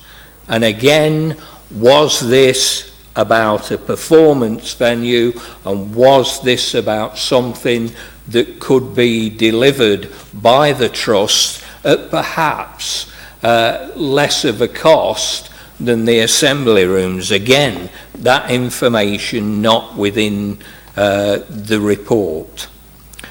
And finally, you then mention about the costs for this project being in the new capital projects that are going forward in the budget. And I know the Section 151 officer has mentioned that he had no objections to the report, so why wasn't that information and all the capital and revenue information within that Cabinet report? I think and then if I look at the decision that the Cabinet made, it was to approve a consultation exercise which explains the advantages, disadvantages and financial viability of the options considered, and seeks the view of stakeholders and the public. It's too late once you've put your options down on paper. You need to go back to square one and look at what can be provided with the expertise that you've got within the organisations, so the theatre organisations, businesses and other cultural partners, because otherwise Derby is going to get something that may be second or third best when it comes to our D2N2, or even including Leicester and Stoke. We are going to end up with something second or third rate to offer our council taxpayers, and I don't see that as a viable option. Councillor Rawson. Thank you, Chair. Absolutely not. We will not end up with something that is second or third rate. We will end up with something that Derby can be really proud of. In terms of the point you make, Councillor Webb, about putting the cart before the horse, there is always a bit of an issue with consultation, really, and how you do it. And if we were to go out to the members of the public just with a completely blank page and said, we're thinking of providing a new music and performance venue, what do you think? We'd probably get lots of ideas and feedback, back, but there'd be no context as to the affordability, the business plan, and all of those other things which are absolutely vitally important in order to make it a success. So I think we have done it the right way round. We've spoken to experts, people who have got experience of providing venues like this around the world. They've come up with some options for us. Some are more affordable than others, and what we're going to be doing now is to be going out and asking members of the public for their views based on some hard, tangible examples of what might be possible that are fully worked up and which the experts say are possible to deliver. So I don't think we need to go back to square one. That would be completely the wrong thing to do. We've got some, as I say, some sound options on which to consult, and there will be free text areas as well, so if people do have some completely different ideas about how the funding gap to deliver the Lyric Theatre could be achieved, more than happy to listen to those ideas and those suggestions, and that will all be fed back into the decision-making process following the consultation. Next on my list is Councillor Carr. Thank you, Chair. First, from my long experience as a project manager, I have a bit of a jaundiced view of consultants. I think by and large they have a habit of telling you what they think you want to know. Having said that, I think most of this is probably okay, but can I ask why the consultants didn't consult all the people who are most likely to be interested, which is the dozen or so amateur theatre groups in Derby? That's a specific question. And also the consultation that you're proposing to do now, which I don't disagree with, is biased. The preferred option, but it's like the old magician's distraction technique. If it just gave all the options, I wouldn't have a problem with that. And if the Cabinet had followed this committee's original recommendations, we wouldn't be here now. Thank you, Chair. No, I don't think it's biased, Councillor Carr. It's just being honest and upfront about where we are and being realistic about the financial position we're in, and being straightforward with people in terms of which of the options is the most deliverable. And absolutely, the full range of options will be there for people to consider, and you know, it may be that people are less bothered about having a venue in the shorter term, and they are prepared to wait, 10 years or more, and while we look for options for other venues, and that's fine. People can say that as part of the consultation, and we'll know that. But it's important that people understand the difference in timescales that would allow the delivery of a new venue. Chair, he hasn't asked my question as to why the many amateur theatre groups in Derby were not consulted by the consultants before they produced their report. I mean, we can answer that. I think, yes, not confuse work of consultants with consultation. The two can overlap, obviously, but there's nothing to say that because you've got a consultant, that they're holding some sort of consultation. Is there some must have been overpaid for their job then?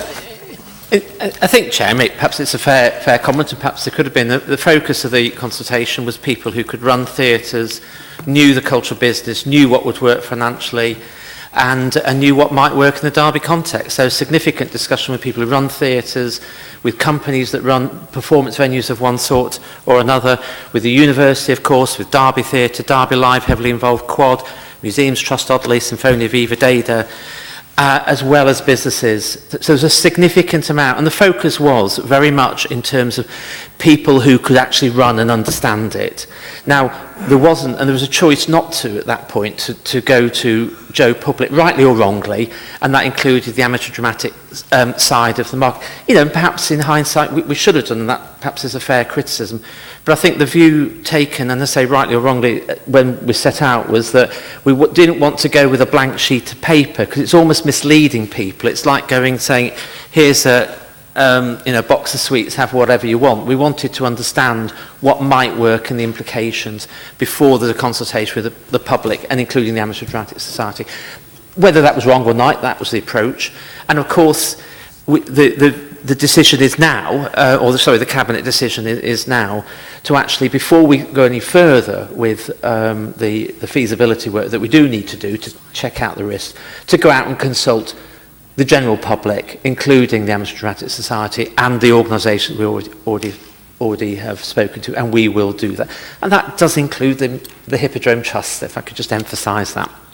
Thank you. Thank you, Councillor Holmes. Thank you, Chair. I'd like to ask, to add some context, I think, to the debate. If we cast our minds back to the meeting that we were all in, cross-party recommendation, actually, that we came to defer, can the Cabinet member please offer us what happened in that less than 24 hours later, where the recommendation to defer was changed? So what was the process that the recommendation was actually amended and presented, in my experience, on these benches as I arrived to Cabinet? So there's that question, just to take us through the timeline, and who was consulted and how it was changed. On the financial side, again, with some extra context, and I think I would ask the 151 officer to clarify this.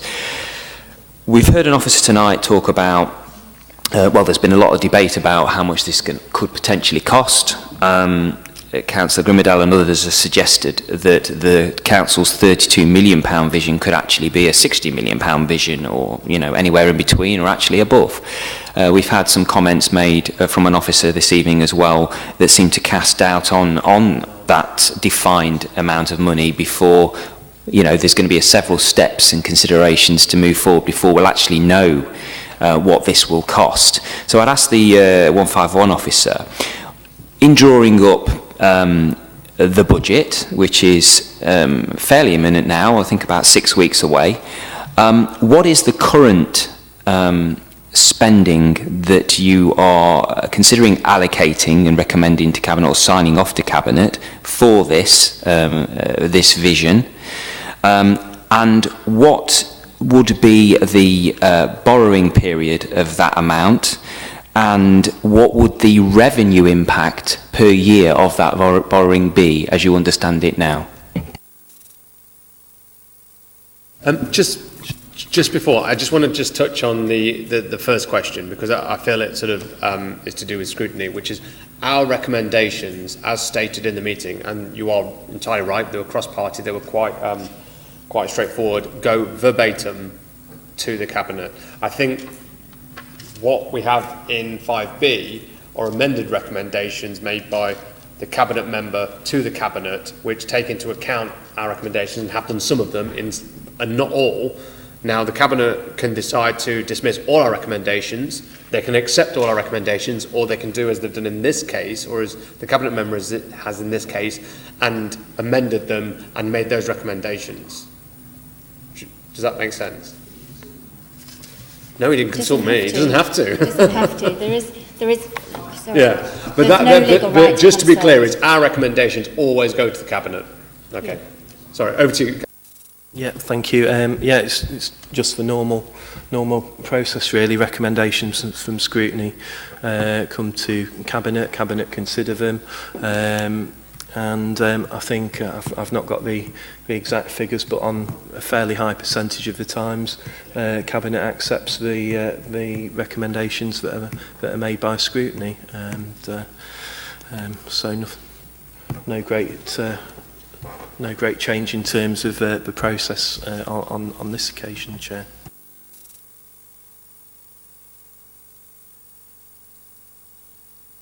I think the next one was for the Section 151 officer. Thank you, Chair. I think the question was around what have we got in the budget, which will go out to consultation next week.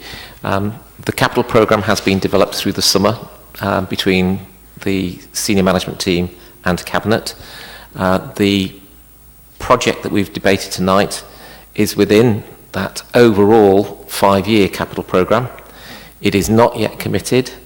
it is unlikely to be requested at council that there is a commitment for next year. The key project is the pool project, and that's the key project for next year. I think what we've concluded through the summer is this council would find it difficult to manage any more than one very major project at any one time, and I think that's a realistic approach to take. As to the costings, the current cost envelope that's included in the 5-year capital programme is, as set out, so around about £44 million, with the expectation that 9 million of that will be funded by the LEP, the LEP through the growth fund, because we've got that commitment already. It's about 8.6. As to the cost of borrowing, if we borrow, we probably need to cost about £1 million for every £10 million we spend. So if we have to borrow £35 million, the net between 44 and the 9 we've got, then that's around about £2.6 million per annum. And that was included that as a revenue cost, which is charged to the revenue account through the capital financing requirement, which you already have included in the budget. So the cost of borrowing, you agreed in last year's capital programme when council agreed that.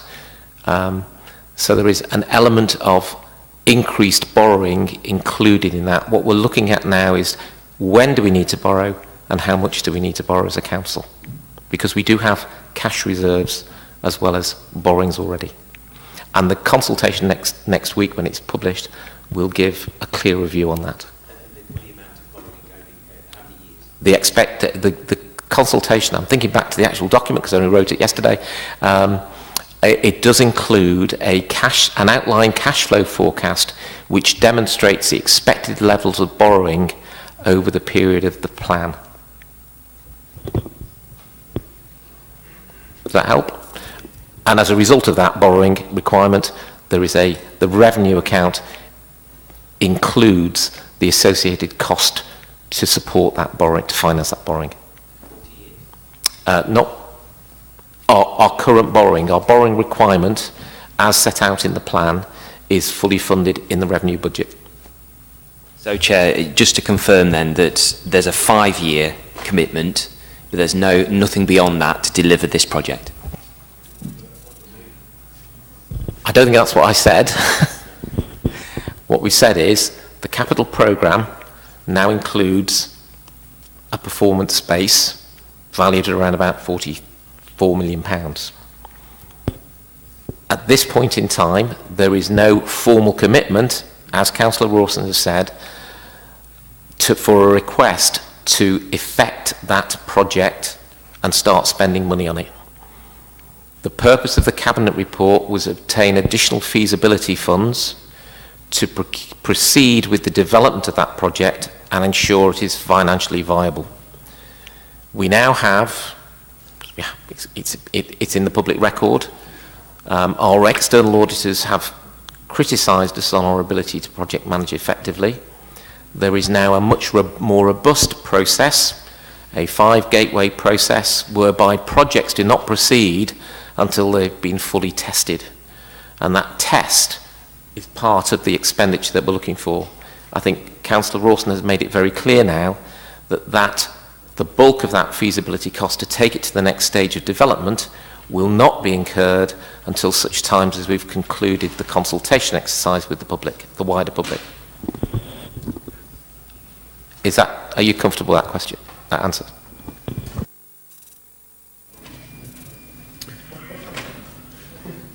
Okay, are there any further questions? Councillor Poulter? Sorry, Chair, I didn't want to stop the Labour group asking any questions, but if they've not got any, I have. 2 questions, if you permit me, one for Councillor Rawson and one for the Finance Officer.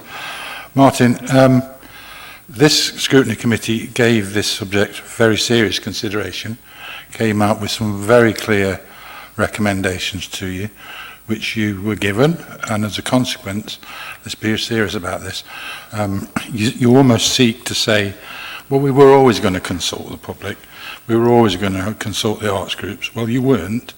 The initial recommendations gave no consideration to consulting with the arts groups or the public, And it was only as a consequence of this Scrutiny Committee's recommendation that you changed the recommendation in that way. I accept that you accepted some of the recommendations in relation to consultation. This committee was perfectly clear on a cross-party basis that they considered further consultation needed to be given. Unfortunately, the report that you took to Cabinet, for me, doesn't give sufficient detail of how you're going to run that consultation, and we'll be watching that. But in relation to the £500,000, you say that there's no, you admitted tonight that there's no breakdown of what that £500,000 involves. You don't know what the stages are, what the costs are going to be. I suppose the question is, then why, and I understand what you're saying, you're not going to spend, I understand what you say, you're not going to spend any of that money until after you've done the consultation. Then why do you need to agree, which you have done, why do you need to agree to spend it when you don't know what you should be spending? Why don't you defer the whole thing till you've done the consultation properly, come back with a report saying, the next stage is this, we're going to do this, this and this is what it's going to cost. Because that's what my understanding of what this Scrutiny Committee's recommendation was. That was the nervousness, is that you're committing to spending a further £500,000 on something you don't know what it's about. You admitted tonight you haven't got a breakdown of those costs. So, and where the Cabinet's decision varies from what the recommendation is that you still went ahead and authorised yourself to spend that £500,000. And that's what my understanding on this cross-party agreement or recommendation was, that you shouldn't do that. So the question, I suppose, is why do you need to agree that now rather than wait until you know what the next steps are? I think what I said was that we don't have an exact breakdown of the exact costs because we've not let the contracts yet, and we won't know the exact costs until further down the track. But we do have a very good idea of what the main costs are likely to be, and the and how that will split. I don't know, Greg, if you can perhaps provide a bit more detail about how you envisage the split and the breakdown of costs, the bulk of which I would guess will be on the design costs once we get an architect, once we get to that point. Why then do you need to authorise the spending of that amount at this point? We're going to another phase, aren't we? You're going to do a consultation, come back with what the consultation says, agree what you need to spend then. Why have you done so in advance? I suppose it's going round in circles a bit. Why wouldn't you? Because we know the steps we're going to take over the next few months. Well, they'll be within the envelope, won't they? But can I just ask Greg to give his office's view on where the breakdown of those costs is likely to be? Chair, the Cabinet report in 412 gives an outline of where we'll spend it. There is a detailed spreadsheet beneath that of what we think where it will go. The lead member's correct, about 2/3 of that will go on design, another third on procurement, but there's also some associated project management and internal costs as well to do with that. So there is a detailed breakdown. I think the key point is the consultation will give us hopefully a good feel in the context of what we know about running performance venues of one sort or another, what people and stakeholders, general public and stakeholders think. Now, out of that, there'll then be a decision as to whether to go forward and which route to go forward. Now, in a sense, whether it was a performance venue, a theatre or a lyric theatre or whatever, doesn't matter. There still needs to be a series of design work and a procurement exercise for an operator. Because unless you do that, you cannot begin to close down the risks. And frankly, Chair, as officers, we would not be recommending anything, and this will take us through till next summer, maybe 12 months from now. We would not be recommending any commitment of the money within the capital plan until we are absolutely confident about those risks. And the only way to get confidence on those risks is to do some design work and test the income by going out to see if an operator will what they will pay us to run the venue. Thank you. Yeah, I've got to come back. I've got to come back on that, Chair. No, because we're well away from the decision-making principles right now, and I've allowed it to go on for almost an hour in stage 2. I'm going to take a question from Councillor Eldred, and then I'm going to move it on. You will get an opportunity to have your say later on. At least you agreed I could ask the Section 151 officer a question as well. You agreed that when I spoke. We've asked several questions to the 151 officer. No, when I asked to speak, you agreed I could ask 2 questions. Succinct though, a direct question that doesn't require a prelude of 5 or 10 minutes, okay? Okay.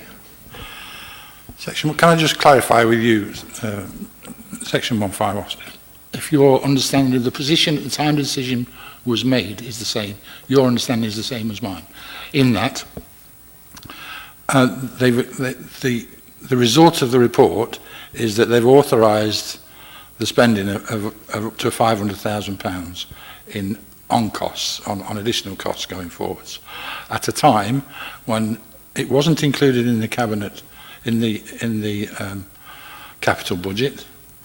There was no clarity, no detail available in relation to what those costs were, and bearing in mind it's been referred to, you referred to it, the fact that the council itself has been criticised in its ability to project manage these things. Is it the case that, or what's your view, is it financially a prudent thing to agree the spending of that £500,000 at this point? And is that why you actually didn't put your name to the report in the first place? Is it financially prudent? Is that why you didn't put your name to it? Chair, I'd rather spend £500,000 getting it right than £45 million getting it wrong. Councillor Eldred, and then we'll move on. To a certain extent, Greg's already answered this question, but given that we're now going into the consultation phase and that no money will be committed to be spent until after that consultation has been undertaken, is there any outcome of a public consultation that would lead to that £500,000 not needing to be spent, if that makes sense? Greg? No, I can't foresee that. So the 500,000 is basically what the next phase, whatever the result of the consultation, will cost in terms of design and moving the project along, and therefore that is why it's part of this. Okay, right, team. We shall now move on, and we shall move to a summing up from call-in number 1. We'll call you number 1 call-in, and then a summing up from call-in number 2. This will be one person, and I encourage brevity just for the...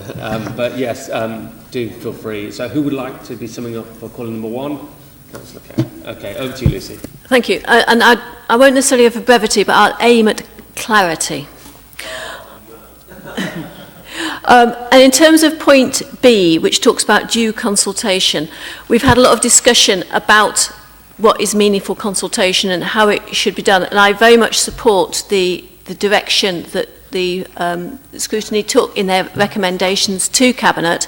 I don't think Cabinet has listened well to that, and I think if you want to take the position that you took, what is it now, a fortnight or so ago, then I think that is a reason for you considering that due consultation is not what Cabinet is aiming for, because that is what you requested and not what you're receiving. The sort of consultation they're looking at is the sort of consultation that has gone to the library review or the swimming pool, which was not looking strategically, it was not as welcoming as it should be, it was not allowing an open discussion, it was the full list from the consultants is a Hobson's choice because there is only one that any sane person could take. But that is not the only option that actually could be available to Derby, or even to the arts clientele within Derby, because the Hippodrome and the possibility of the Hippodrome is not there, and only the possibility of having the assembly rooms is a very weak option in terms of refurbing that as it stands. I don't know whether it's viable. I am not an expert in this, but I would like to see what the option of refurbishing the assembly rooms and doing the Hippodrome might give us. Or we could look at taking the Darwin suite and continuing to use that, and using the rest of the assembly rooms as other sorts of venues or housing. These sorts of things are not explored in the depth that they could be. So we've got Hobson's choice, and that is not good enough in terms of meaningful consultation. Also on B, we've got the taking of professional advice from officers, and our Section 151 officer has spoken very carefully tonight. I think that if you do his sums, then we're talking about something like £3.5 million per year as a potential cost over 40 years, which is effectively a cut to the rest of the council budget, if that is what his sums work out at, as a finger in the air. And if we were to turn around to the government and say we want more money because we've spent £3.5 million a year on a vanity project, you can tell me whether the government's going to think that that is fairer funding and whether we have a case or not. And I think that is something else that we just need to be mindful of. And I think the taking of advice from professional officers is something that we are not getting the clarity. Cabinet may have been given this clarity, but we, as the rest of the council and the people, are not being given that clarity. In terms of D, and the presumption in favour of openness, and again, my primary point here is that you got it right. Scrutiny got this right a fortnight ago. You wanted the result of the consultation to come back before the £500,000 was committed, so that people could see what the result of that consultation was, so that they could see, Scrutiny could see if they were happy with the conclusions that Cabinet was making from that consultation. If it doesn't come back to Cabinet, then Scrutiny can't say, hang on, is that really the result of the consultation? And I think we should really get your recommendation implemented on that point as well. Having that decision delegated doesn't give us the same depth of understanding and the same openness, because it's not just us as councillors who might get to that meeting, but it's actually the depth of a report that is being written. We are committing £500,000 on the back of a 4-page report and appendices of a similar size. £500,000 is a significant amount of money, and I don't think that is really a solid enough case for doing that, and there needs to be a more open explanation about what's going on. In terms of E, and in terms of the clarity of what is wanting, until we've actually spoken to more people, then we can't know what they want. And if this is supposed to be a focal point and a catalyst for regeneration, which is the master plan view of this, then I'm afraid, however much you say this is going to be a really, really good venue, if we are being constrained by the financial implications, then it may not be that really, really good venue that is going to be the focal point and catalyst for regeneration. And if it can't be a focal point and catalyst for regeneration, perhaps we need to keep our powder a little dry and use our money on something that will be a focal point and catalyst for regeneration, or we should be using this money for the regeneration of some other part of our city. So I don't think we really know what we're trying to do, and that therefore we are not achieving that clarity of aims. And finally, on F, when we're looking at a record of the options, I've mentioned the Hippodrome before, it isn't there, and it's not at all clear about some of the wider issues that we've been looking at. I think that's probably the weakest one, unless you are coming back and saying we actually want the outcome of the consultation, and that fundamental consultation, not just the consultation on the report we've already received. So the quality of that consultation is vital, and if we can only afford one major project, which is what the 151 officer was suggesting, is this the major project we want? Is it the swimming pool that we want? Or is it some other project? And obviously one of the other things being suggested has been an ice rink, but there may be other things that if we ask the wider population to say, if we can afford one significant project in Derby, what is it? Because I don't think we've asked that one either. Councillor Kerr. Councillor. Well, thank you, Chair. Now, there was a call in tonight to object to the £500,000 to be given to consultants yet again without the Cabinet having given due consideration to asking the people of Derby, the residents who give the money to this city, and other people who could give good advice.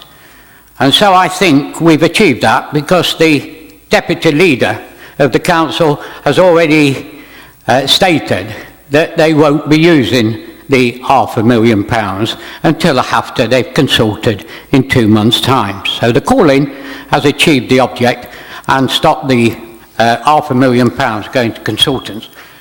I do want to emphasise, however, that certain things have been said by the Deputy Leader of the Council and the Financial Officer. Deputy Leader of the Council stated that the project may not be done for 15 years. I don't think the people of Derby can wait 15 years for this project. The Financial Officer said that it wasn't a key project. The pool was the key project. So where does this lie? I think he said a term of 5 years minimum. Well, I don't think the people of Derby can wait 5 years. They've seen the assembly rooms closed for 4 years. 4 years too long. We had the money to do things with the assembly rooms. We may not have had enough, but while we keep spending £1 million on consultants, it would help to get Derby a venue while we think about a better venue later. If you are going out to consult the people of Derby, 4.4 is the list of things you put to them, including the reopening of the assembly rooms. I'm very pleased what the Deputy Leader had to say. He has said that he's going to stop the £500,000, and I want him to do that.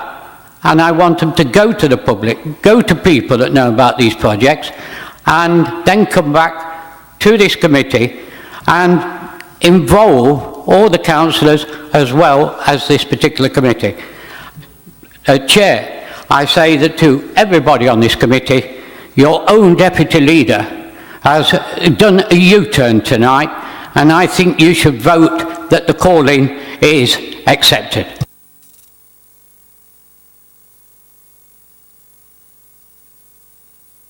Okay. Thank you, Councillor Harwood. So now we move to the part of the meeting where, well, we're just rounding up, aren't we, really? But we can all have, members of the board now are the only contributors. We can make a statement and then we'll go through everyone and say whether we wish to uphold or reject the call-in. Obviously, you can tell us why you're making that decision, so don't feel like you have to make two statements, one on a statement and then whether you're upholding or rejecting. But before we move to uphold or reject, would anyone like to make a statement? Councillor Bayliss.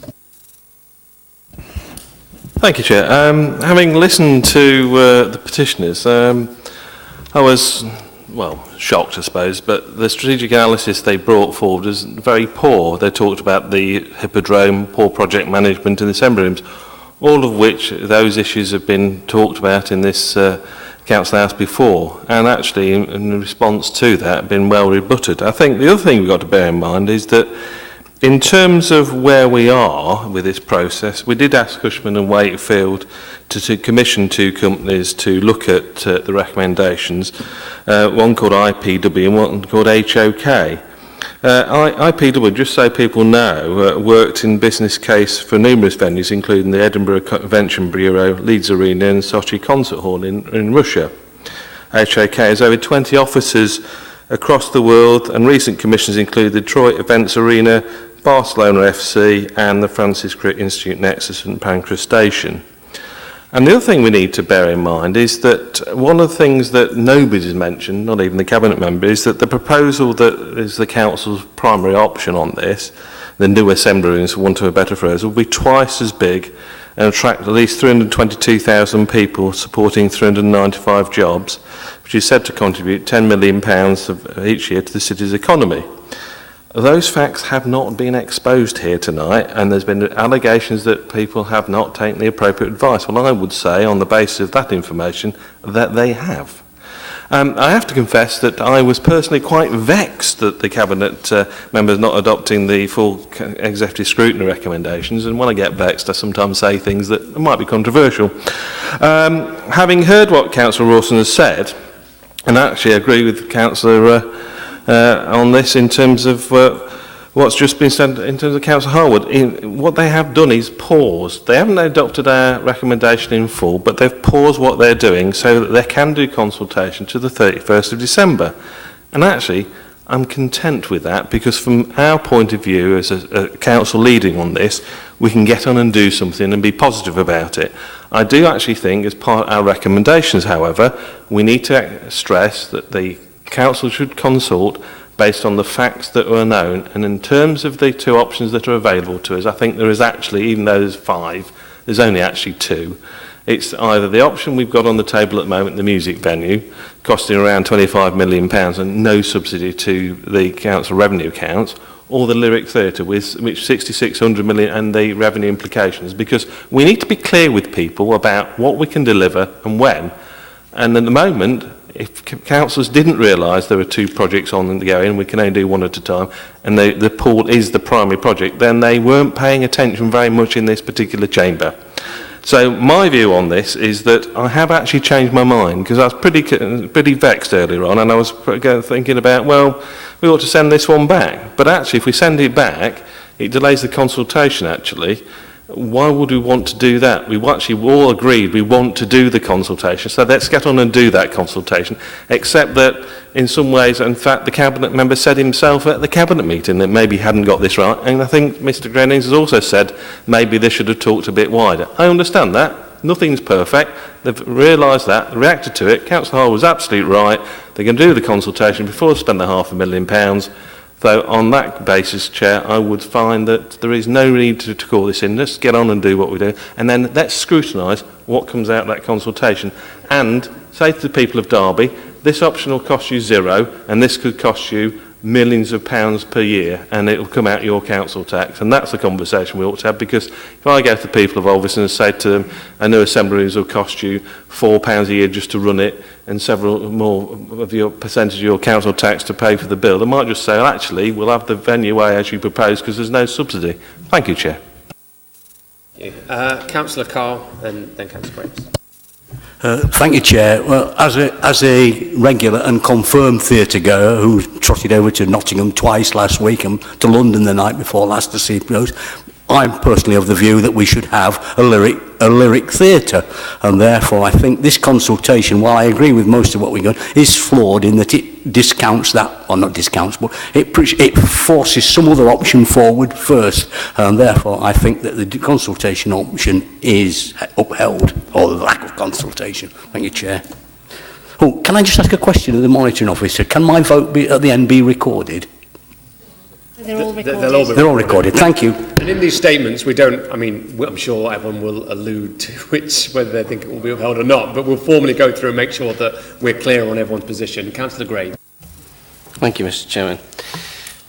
My view of this meeting this evening is that I believe that some of the call-in members' contributions were extremely negative towards this city, which I found denigrated their call-in that they've brought in today, to the point where I wondered whether some of them actually didn't want any entertainment venue, because if we do anything at all, it'll cost money. Well, I thought, you know, entertainment venues, if we were building entertainment venues, would cost some money. Therefore, I thought the detail that you brought to this meeting was far too great, because I believed that this call-in wasn't about the money as far as the development of the venue is concerned, but about the money that the Cabinet had allocated to go to the next stage. I thought that's what we were discussing.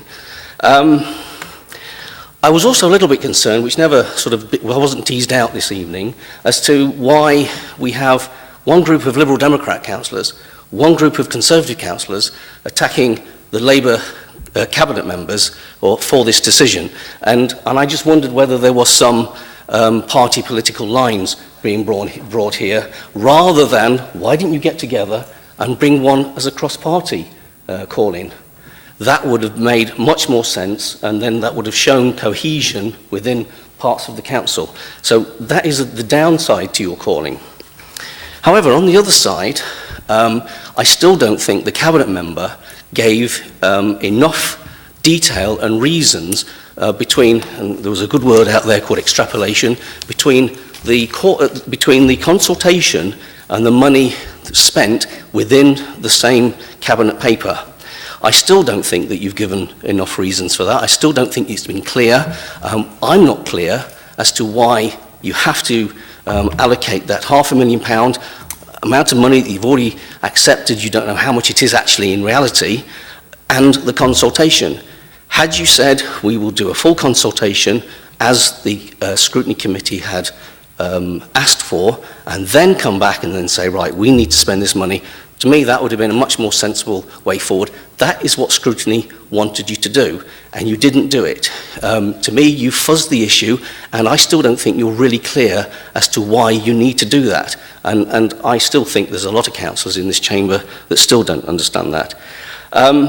And so, in essence, I don't think that we concentrated on the, because I think you have been very accommodating tonight, Mr. Chairman.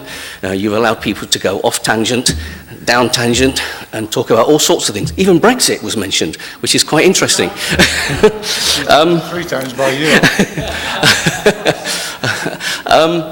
And so, on my basis, I err on the side of the fact that because of that consultation link, that is why I would uphold this decision. I believe you want to make a statement, Councillor Poulter. Thank you, Chair. I was actually quite heartened after our Scrutiny Committee meeting, because we had a very detailed, very sensible conversation about it and came to a good conclusion. Councillor Graves is right in pointing out that Cabinet didn't actually go with all of those recommendations.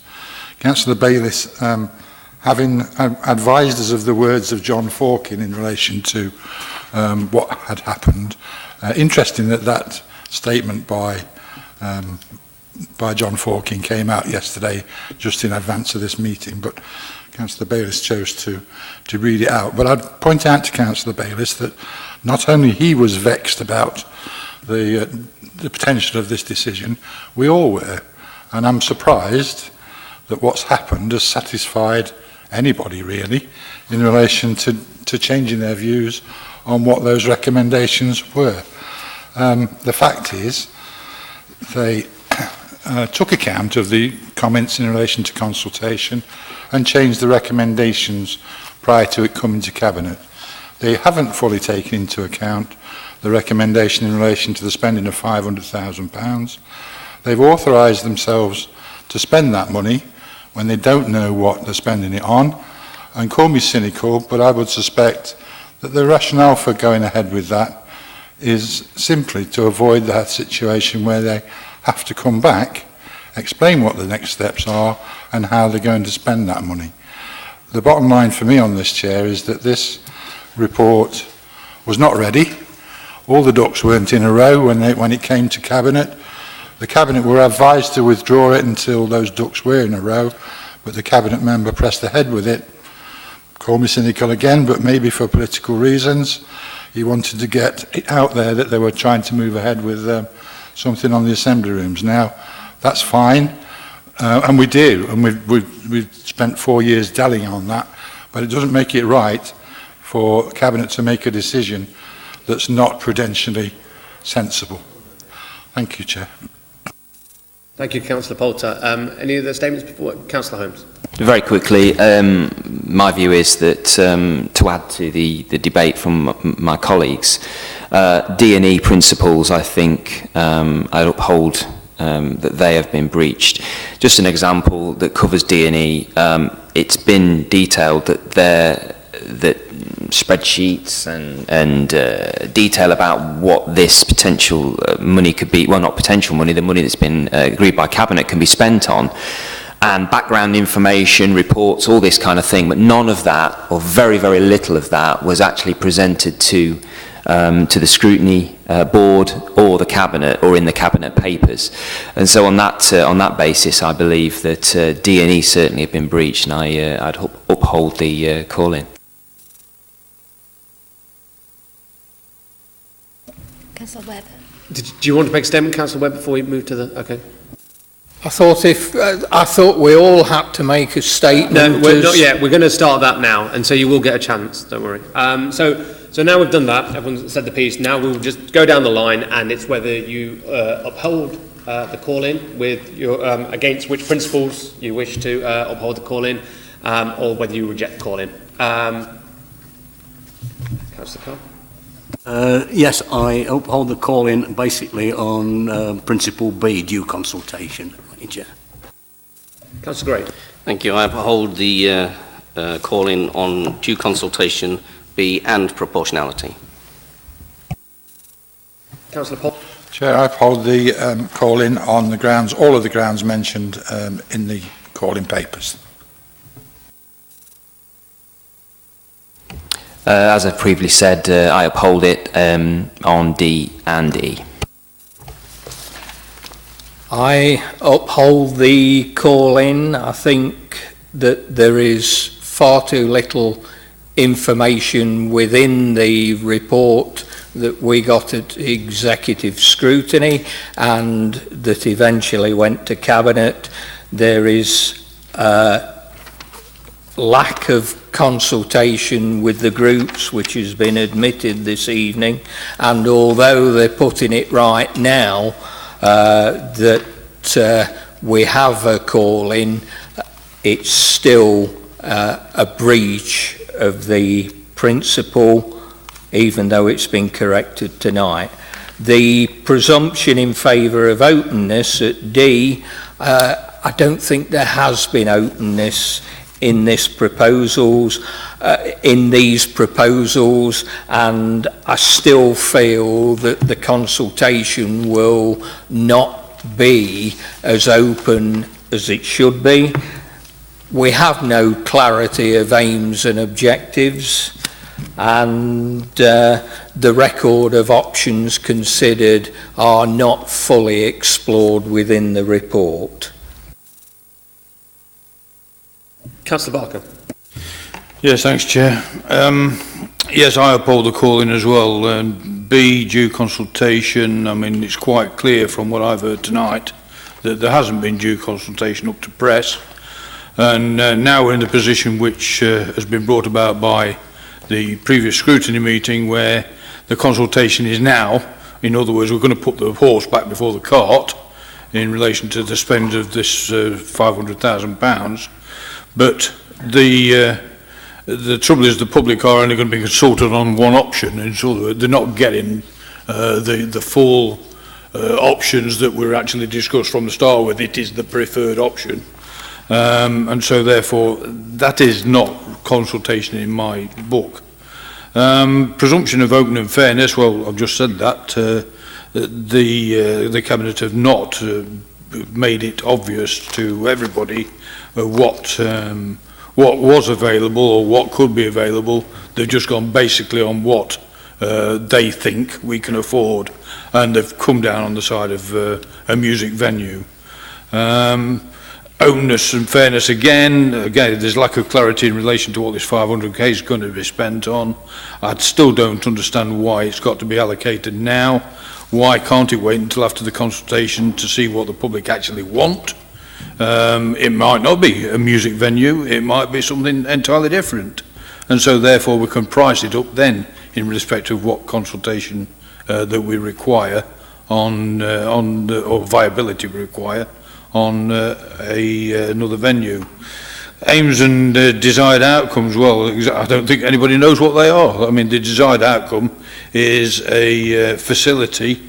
Maybe, we've heard the 151 officer say it's not going to be next year, probably not the year after. It might be the year after that. We've heard 45 million quid mentioned. Well, I mean, if it's 45 million pounds today, what's it going to be in 3 years' time? I think Councillor Grimmadale alluded to the potentials of that. And record of what options. I mean, I recollect asking earlier on this evening, where are the options and what were the papers that the scrutiny committee looked at last time in relation to making their decision. I've not seen them, I've still not seen them tonight. Basically, the options aren't available for us to look at, and they've never been available to us to look at, and I doubt as well that that Cabinet members saw them as well. So I uphold all of them. Councillor Bayliss. So I won't be upholding the calling. Councillor Jackson. Excuse me. Having listened to the officers and the cabinet member, I'm satisfied that the principles have not been breached. Councillor Eldred. I also reject the call-in, and though not required to give my reasons, having been criticised previously for not doing so, Chair, I will beg a couple of minutes of your time. I simply think it was baseless.